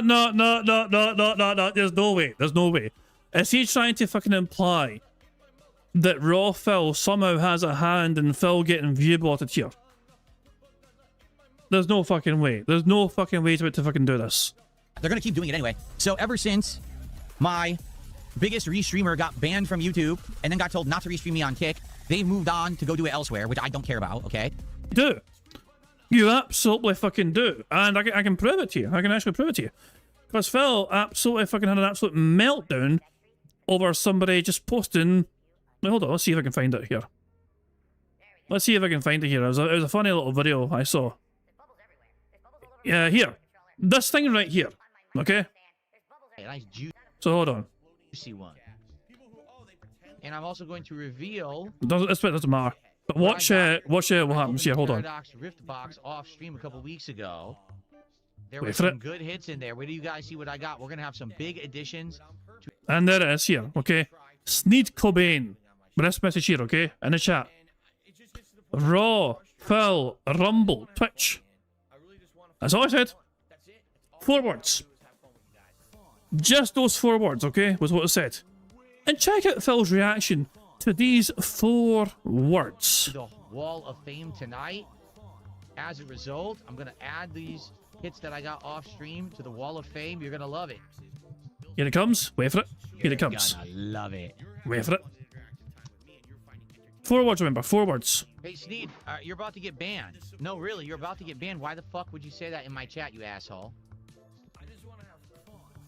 Really? Why are you acting like that? Because you know better. So why are you acting like an asshole? All he said was 4 words. All he said was Raw, Phil, Twitch. Rumble, and Phil reacted in this fucking manner. But yeah, he says that he doesn't care though. He's saying this today, he doesn't care. YouTube, and then got told not to restream me on Kick. They moved on to go do it elsewhere, which I don't care about, okay? So what's happened is the last couple of days, someone was saying things like, well, why hasn't your viewership shot up? And I said, well, actually, technically it has. If you take a look, on an average stream of mine, I used to get on YouTube maybe around 200 to 250 viewers, and on Kick maybe around 100. And, if you and now he has 251 viewers. That's an increase, see? Noticed, since the restreamer got banned, now I'm pulling 300, 400 legit viewers, and actually around 150 to 200 on Kicks. Why don't you back it up with a source? My source is that I made it the fuck up. So actually, I have gotten an increase in viewership as a result of this guy not stealing my content and people not getting confused about where's the real stream on YouTube and where's the real stream on Kick, okay?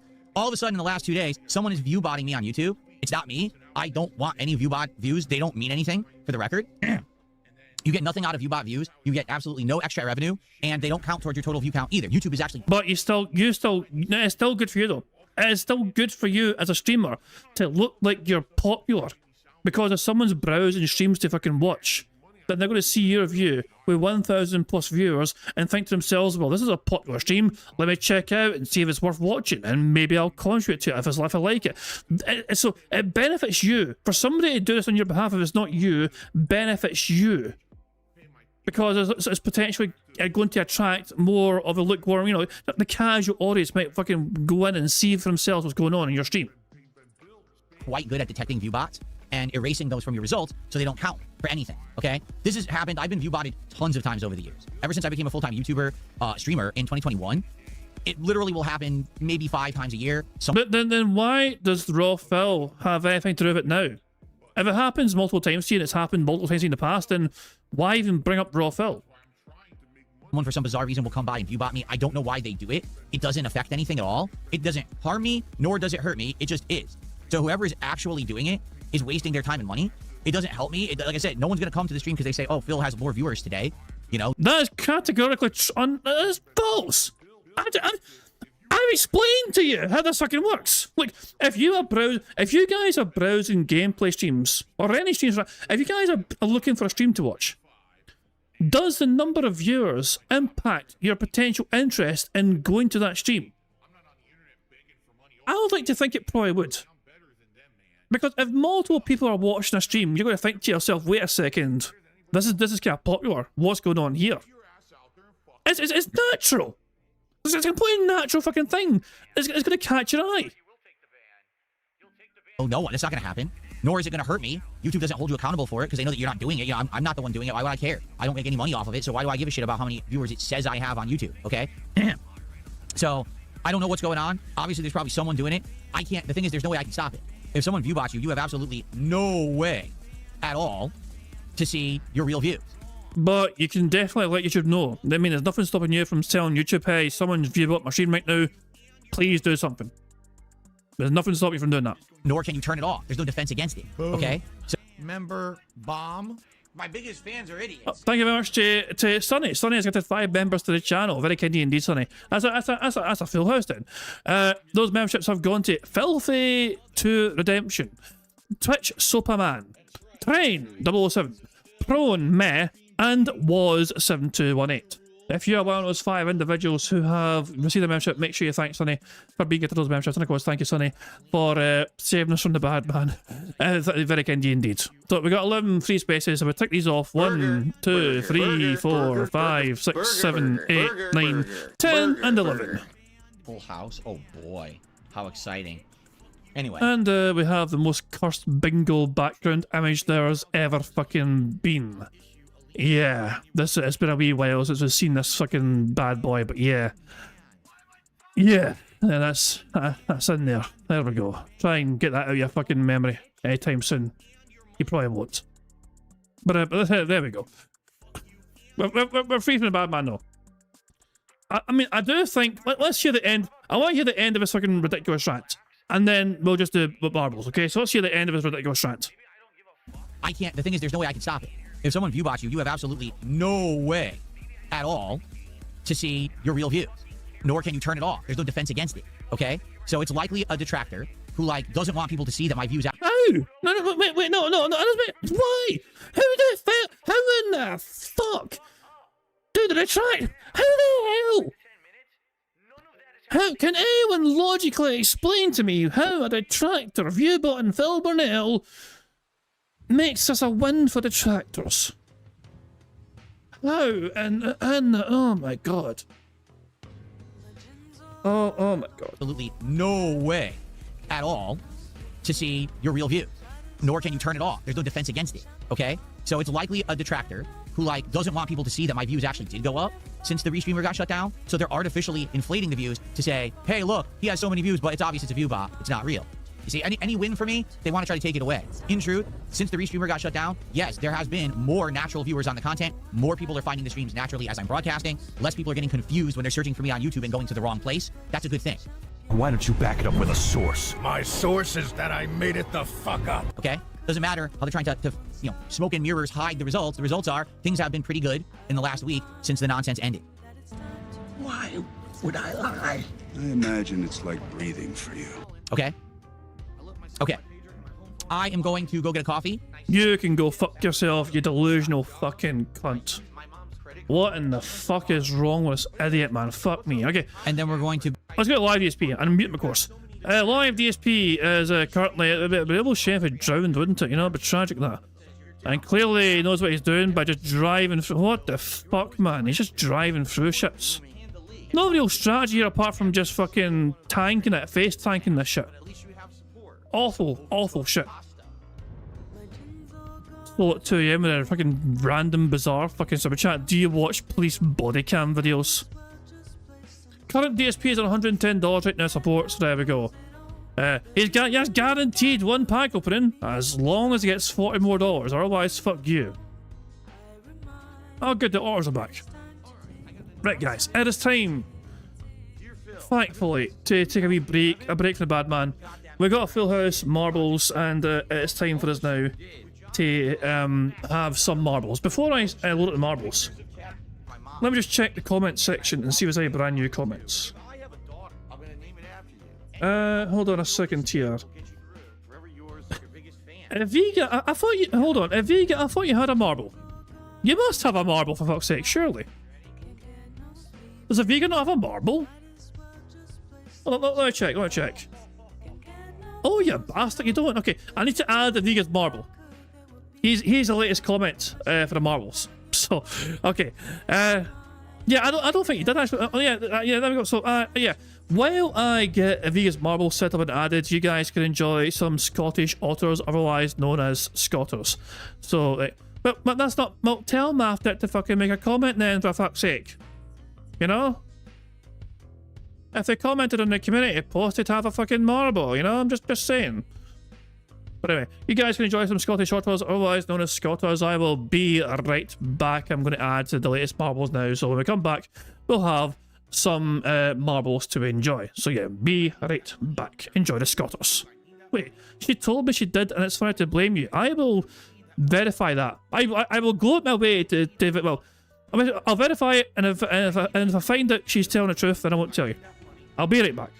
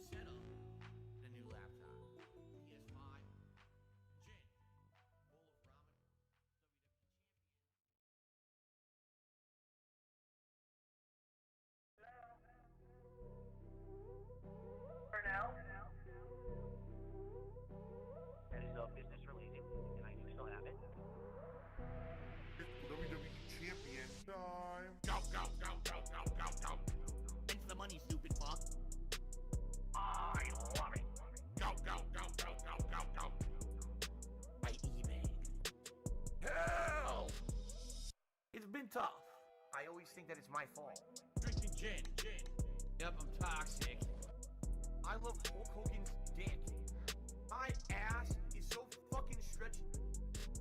Oh, no, you didn't, you motherfucking piece of shit cocksucker. Mark my fucking words. I'm coming for you. For now? Go. It's the money, stupid fuck. I love it. Go. By eBay. Hell! Hateful slurs. Lame brain pieces of dumb fucking hateful slurs. Why am I talking? I love it. Hey, Mr. Burnell, you there? I am present. Right, I understand. He's claiming that he's got $5,000 a month in expenses and only $5,000 a month in income, and net's about $35. It's Kevin's fault. The topic I want to discuss is depression. Depression is not a joke. It's not something to be joked about with. You are not alone. You are not a horrible person because you have this. It's not your fault. There's still this back here. And it's still in the back of my neck, the back of my head, the back of my mind, and it's always telling me. It's WWE Champions time. It's been tough. Over the last decade. It has. It's been tough. It's been tough. Over the last decade. It has. It's been tough. It's been tough. Phil's a beggar. Phil's fat. Phil's a loser. It's been tough. Phil's a faggot. Phil's fat. Phil's a loser. Phil's a beggar. It's been tough. Phil's a beggar. Phil's fat. Phil's a loser. It's been tough. Phil's a faggot. Phil's fat. Phil's a loser. Phil's a beggar. Super Meat Boy is in the stream chat whining and complaining, saying I never talk to anyone unless they tip me or they send me money, which is completely false. All he's been doing is sitting there all night complaining that he's depressed and no one cares. And everyone's basically ignoring him because you're like, dude, we just don't care. You know, you come in, the first thing you say is you're depressed. And what are we supposed to say to that? Now he expects that I'm going to derail the whole stream to talk to him live. So let's do it. Super Meat Boy, how you doing? You're really depressed tonight, huh? You're really depressed. My stream is my place of business. The company's name is Burnell Productions. It is internet content creation of on-demand and also live video. Alright, yeah, bunch of dafties, we're back and we're ready to fucking rock and roll, quite literally roll, because it is fucking marble time. I have got the latest marbles added, Vega's marble is the latest one added. You know, I took a wee bit of time, I was going through every comment there, you know, Dapper Dragon's like, they're a good lady. That is not on the list. I looked, I assume they're still called Math, but you know, their name's still the same on YouTube. Math, I couldn't see their name anywhere. I looked, you know, I looked meticulously, I was very careful. But yeah, if they have left a comment, then it's not on that community post, it's on something else, you know? Which is not my fault, if I can get it linked to anything. It's easy, I mean, I try my best if I can let people know what it is, you know what I mean? I only mention it every single fucking time I do bingo, you know, but there you go. Anyway, so you know what to do, give her hell, you know. There you go. Anyway, but Vega's latest marble got added right now as things go, so let's hit random and let's pick our marble course for today. The course we have for today is called Stunning Majestic Kingdom, made by Harold to York. It has a 9% elimination rate and an average finish time of just over 2 minutes. We have 124 marbles now. Mere competition. Take that, you bams. So there we go. 124 marbles, but only one can be victorious. So, we start off with getting dizzy as fuck. Then we drop down here. And then we just do little zimmies and crisscross. And then we go a little spin here. Wee, through. We go through, but we're mistimed. We go down here, we drop down here into here, I guess. And then through here and down there and through here. Quite a. Not a whole lot of turns and twists here. It's pretty straightforward. It's just a very direct route. Then we just go around the world. And then we drop into finish. There we go. So yeah, Interesting race. I do hope there is potential to, you know, have some variety and, like, you know, hopefully it won't be one person leading the whole way, you know what I mean? Those kind of races are always a pain because you want some variety and excitement, you know? So let's go. That's it, start. Boom. And at time go. Will a Vega win on their debut? I tell you what though, I tell you who's... I have been threatening to win lately. My Marble's been doing alright as of late. Brian A's Marble is taking a sweet damn time. I think they're going to let everyone go first to make sure it's safe. But down here, we're seeing some marbles trying to get through the bottom already here. Who's going to be the first one to drop down? They're spinning, they're spinning, they're spinning, but who's going to drop down first? One little bump and collision could make it annihilated, looks like the first two. Wait a second. Blind Daughter and Avalanche and Dajodan all competing for first place here. Mookie's also in contention there.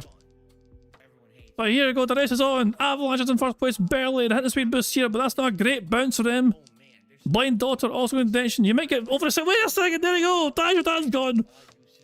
Speed boosted over the edge here. Blind Daughter now in first place as they go through this little tumble, but MC Midnight's gone.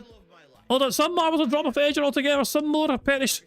Sideways Welshman, Mr. White have all gone as well. Blind Daughter trying to catch up to first place, and now they're back in first place. Baron from Clemens Karotic are in contention. Saxon's plays, but not nice as well. It's competing here, but Blind Daughter in first place. Yorkshire Walker's gone. Blind Daughter in first place, but about to lose it, I think, here, because, yeah, Sax says players overtaken here. And Lewis Britannia is also going in contention here. As they got the elevator, Sax's play going up very slowly here. Not a great entrance to the elevator. Mad Max has gone and so is Cameron Dutchman, but we're getting towards the end of the race here. A couple more turns and that is it, but it could be back and forth here. Lewis Britannia has overtaken. And then in first place, Stevie Dead on the other side here. But I don't think we're going to catch up yet. Yeah, Lewis Britannia, it looks like it's theirs to lose. Surely, wait a second. Wait a second. Sax's play overtakes right at the end. It was a fucking battle between Sax's play and Lewis Britannia, and Sax's play said, get the fuck out of my way. I'm going to win this shit. In third place was Alex Alexander, fourth was Broside Phil, fifth was Steve Dead, sixth was Windows 96, Dasher seventh, Scrotic eighth, Blind Daughter ninth, and Disco 23 10th place. Of course, fun fact, Broside Phil finished fourth ahead of Steve Dead because Steve Dead was on top of Broside Phil's shoulders, so that's why Steve finished fifth instead of fourth. So there we go. Good stuff indeed. Congratulations to the top 10 marbles. Well done to you guys who understood that Stevie Dead and Broside Phil reference. But there you go. I'm referring to a bit of a good bit of artwork, you know. By who made that again? Who designed that? Shit, who made that fucking picture? Shit, who made that bastard picture with all the tractors and you had Stevie Dead riding on Broside Phil's shoulders? Who made that again? I can't even remember. Fuck me. Why have I forgotten that? Oh yeah, but there you go. Well done to the marbles. Are a good race here. Ah, sorry, Barrett Wells. Barrett Wells made it spotty. Had you Barrett? I thought it was Oh, it's such a good picture. But there we go. But that's why Steve was 5th instead of 4th. But well done to Sash's pleasure, victorious there. Our finishers obviously include who else we have? Aussie's Game Mimir 14th, not a bad run from you. Slinks was 19th, where are we? So who else do we have here? Sean Green, you were 24. Kel Denson in 25th place. Well done, you beat Jade. Warren, you were 30th. Now for Life in 32nd place. Who else do we have here? Dark Cross in 47th, with Gibbo in 40th. Sonny, you're 50th. The two Australians, Gibbo and Sonny, both together, 49th and 50th place. There we go. Eviga on your debut, 54th place. Not bad. Not bad. Mid-table. You know, it's not bad. You know, you're a top 54, you know? But there you go. And of course, some marbles perished. Somehow, some way, some marbles found a way to fucking perish. You had Mexi, Mercer, Foxware Fox, Culant, Dreamlands, Cameron Dutchman, Mad Max, Yorkshire Walker, Mr. White, Sided Welshman, Emerson Midnight, Dajodan, and 1992 Space, maybe all perishing. Somehow, some way, they found a way to die.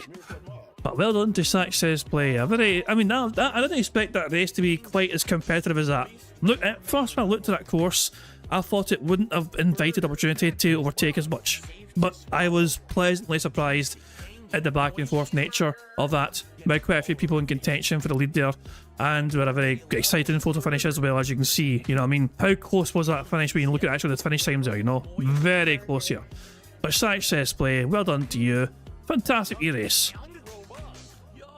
You did better than me in this, like, golf. I mean, you had an unfair advantage, you know what I mean? You played like 10,000 hours in that golf game. It was my first time playing it, you know? I was just happy to take part, you know what I mean? It's like Scotland at the World Cup, but there you go. Oh, Midnight Hour, see what I asked me, it's SB. I was like, I see you say it earlier on. I was like, what the fuck you mean by SB? Soundboard! Oh, shut the fuck up! That's not me telling you to shut up, that's Mookie. You know, take out and Mookie. But there we go. But well done, Success Play. You're victorious there, good stuff indeed. Oh, hell. I mean, honestly, fuck, man, it's nice to fucking... I mean, Phil was just so... The Badman game is such a fucking aneurysm, I feel like tonight, man. It's just... I felt like my fucking brain was fucking going to melt. Putting up with this fucking bullshit, man. It's unreal. Sonny's saying, did you know that 4 equals 1,112 in views? Discord pictures don't lie. I mean, the math is mathing up. Yeah, for true. Yeah, so there we go. I am tempted to click on these maps randomly on the front screen here. Should we click on these maps and see what happens? They're not community maps, I think, but they're kind of short though. I don't know. The temptation to just click on a random map is... oh, there's more. I had my random, there's more things. Fuck it, I'm just gonna hit play. I don't even know what I'm playing. I wasn't sure what was selected, but fuck it. Well, I mean, one wee random race just for the hell of it. Where the fuck are we? What the fuck is this? Right, a whole lot of effort went into creating the vibe for this map. This is incredible. Look at this shit. Oh shit, he's got a gun. Oh, but he's got 2 guns. Oh, Brazar. 68. The safe number between... Right in between the 2 meme numbers. But what is this? What is this? Is this a thing? Oh hell, but yeah, I don't even know what this is. Let's look at this guy. This guy's got a bib on, you know. He's trying to enjoy a succulent Chinese meal and he got interrupted by this prick, you know. Who's trying to steal his fucking succulent Chinese meal. I don't know. I don't fucking have a clue. But yeah, interesting looking course. I'm too busy looking at fucking scenery to fucking... but I don't should fucking pay attention to the course here. But it looks like a fascinating course full of ups and downs and twists and turns and portals as well and few... What, this is fantastic. So yeah, let's go. Let's just see what happens here. I will spin the wheel, by the way, for Success Play. We're definitely doing that. We're just having a... This race, there is... Okay, I'll spin the wheel for winning this race as well. Fuck it, we'll have an extra marble race. Why not? But the first spin will be for Success Play and the second spin will be for this one. So Gibble's Marble is doing well currently right now. They actually got past the fucking blocks. They jumped over the blocks and Gibble's Marble is an elite here, but they got slowed down by these awkward little peg things and my man is overtaken. This dude is a piece of fucking garbage. Wait, is that good? Do you want to be out here? I guess you do. This is an interesting little way to go. I didn't expect that. But Gibble and Mammon are now trying to... Wait, why are you guys over there? These guys are winning. Steve are dead. Is ahead. Hey, that rhymed. But I go... I think Steve's winning. I'm not... I think he's winning. I need to try and... Look, this is a big elevator. And they're stuck inside now. There's 2 like different ways you can go here. So I'm keeping an eye on this way, but I'm also keeping an eye on over Damien's coming out first there. That's why I make sure I'm not going to miss anything here. Like, no one's like ahead here. But yeah, Steve Ed's over here doing okay, but Damien's over here as well, and so is Alex Alexander. Damien's about to go through a portal. Damien's over here, floating their way. But what's happening elsewhere? Damien's still in the air. He's still in the air, Damien. Wait, is it a gunshot? Was that a gunshot thing? Egret's Marble has perished somehow. I don't quite understand what happened to them, but all I know is that Damien is looking pretty good right now. I'm not sure where everyone else is. Here we go. The other marbles have joined the fray here. Damien is circling, but they're still not going down yet, but they had a little bump there. But Steve has beaten to it! Steve has beaten him to it! And Steve could be... Wait, it's between Steve and Damien right now, but they're both stuck in the tumble dryer of doom here. And they both have dropped down, but I don't think they've dropped out yet. Let's have a look here, hold on. Has anyone come out yet? No, they haven't. Who'll drop out here first?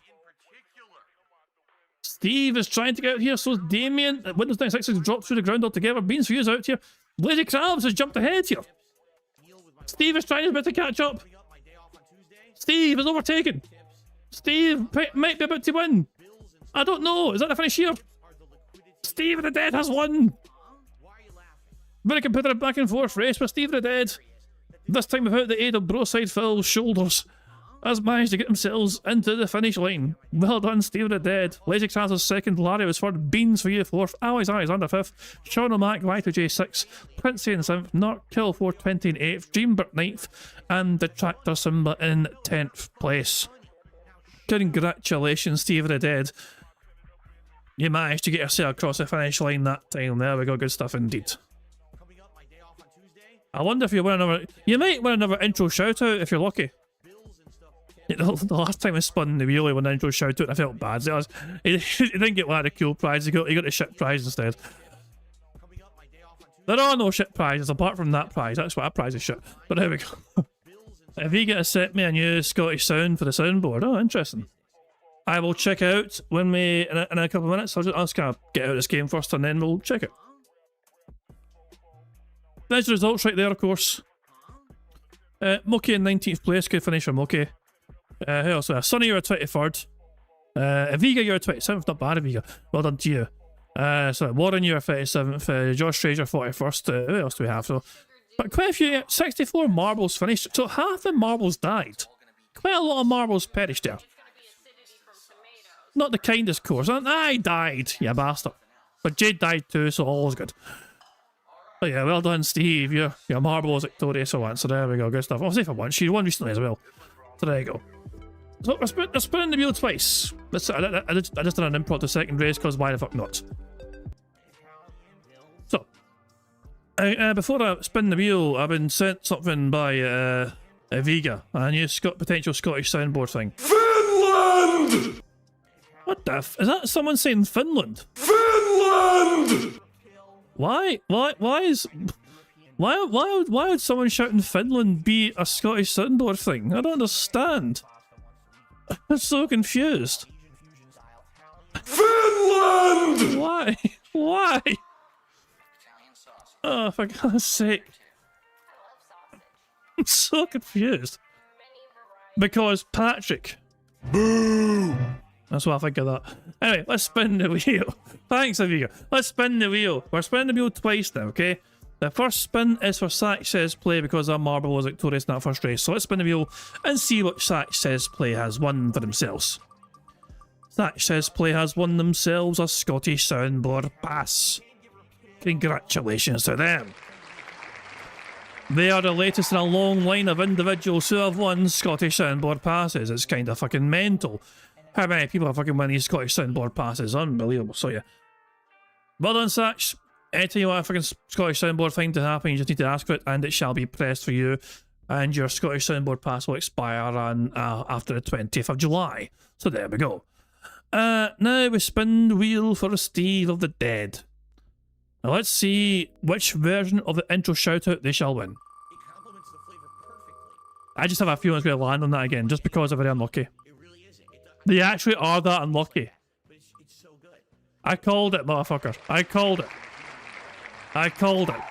Yeah, Steve's not allowed the cool prizes. He gets the shit. What the fuck, man? Jesus, I feel bad. I feel bad, but it happened. Oh hell! Hold on. Shit. Oh hell! Should I spin again? Should I spin again until Steve wins something different other than an intro shout out? I feel like he had that last time. It's not fair. I don't know. Should I win again? Should I spin again? I don't know. I'll spin again. I'll spin again. If it lands in it 3 times in a row, I'm not doing it. But we'll see if it happens again. Are you serious? Wait. Wow. If I spin this again and it lands in it again, then he's getting an intro shout out. That was like the final tick. That was the final possible tick that hit that. Get the fuck out of here. Get the fuck out of here. There's nothing I can do. There's nothing I can do, dude. I tried 3 times and I had it 3 times. How the hell? Look, okay. Clearly. Like, I tried. I get my... Oh my god. Spinning to... No, he's not. No. I'm clearly been told something here. You know what I mean? The fates are against him here. I tried to go against fate here. And it landed 3 times in a fucking row on that shit. Steve gets an intro shout out. I'm sorry, Steve. You know? But yeah, what am I meant to do about that? That's bullshit. Right, one more time. One more time, fuck it. This is it. This is final. This is final. I give up. I tried. I fucking tried. You guys can't blame me. I cannot get blamed for this. You cannot. This is ridiculous. This is ridiculous odds. Like, what in the fuck, man? What in the ever-loving fuck? There's nothing I can do. I'm away from this. Okay, autos. Oh, they're gone. Even they've gave up this bullshit. Oh my god. Shuffle it and try. No, I don't want to shuffle it because it's kind of already in a good order. If I shuffle it, I like having things... If I hit shuffle, there's going to be things next to each other, if that makes sense. If I press a shuffle button, you might get 3 in a row of the same thing, which is kind of unfair, you know? So... It's just ridiculous. That's ridiculous. 4 in a row. 4 in a row hit that. Nah, I'm done. Nah, we're no... Steve's getting an intro shout out. It was a bonus. I mean, it was a bonus race anyway, you know, so fuck it. If he wants a prize, then all he has to do is just win another fucking bingo race, you know? A full house, a marble race, you know? And we'll see what happens, alright? But guys, I am going to call it quits there. I'm going to wrap up. Thank you for joining me on some robust bingo antics and shenanigans. Bingo shall return tomorrow. And it'll be a final bingo stream of Phil's week because obviously he's away on Wednesday, so yeah. Feel free to join me for some shenanigans. Phil has claimed it's going to be a podcast-style show, which might be shorter than usual, depending on money and cards and bullshit, whatever. So yeah, feel free to join me tomorrow for some more bingo, and to see, and then say goodbye to Phil. But yeah, I'm going to end how I always end by putting in today's PIG contributions, maybe the supremely talented Pixar animation. So until tomorrow, guys, hope you all enjoy the rest of your Monday, and I'll catch you all later. Goodbye. Unlucky Steve, I tried my fucking best. On September 14th, a pre-authorized payment of $16.51 from PayPal.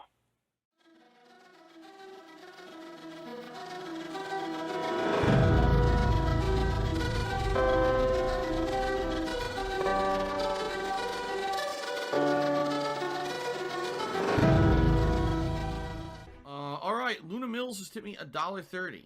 It says, I'm back. What's your favorite type of shower? When you're showered in money. When you go outside, all of a sudden, greenbacks start falling from the sky. And you raise your face up, you're like, oh, you start dancing, you go, oh, money, yeah. Alright, I don't know what the hell you're talking about, but thank you for the first tip of the day.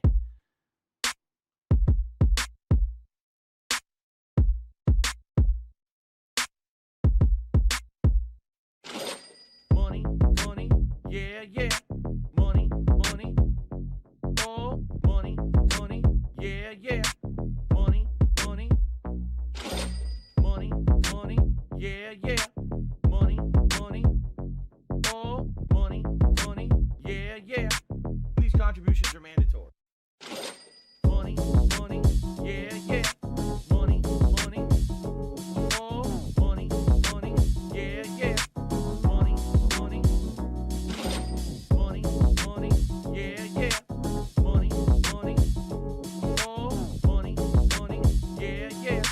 These contributions are mandatory.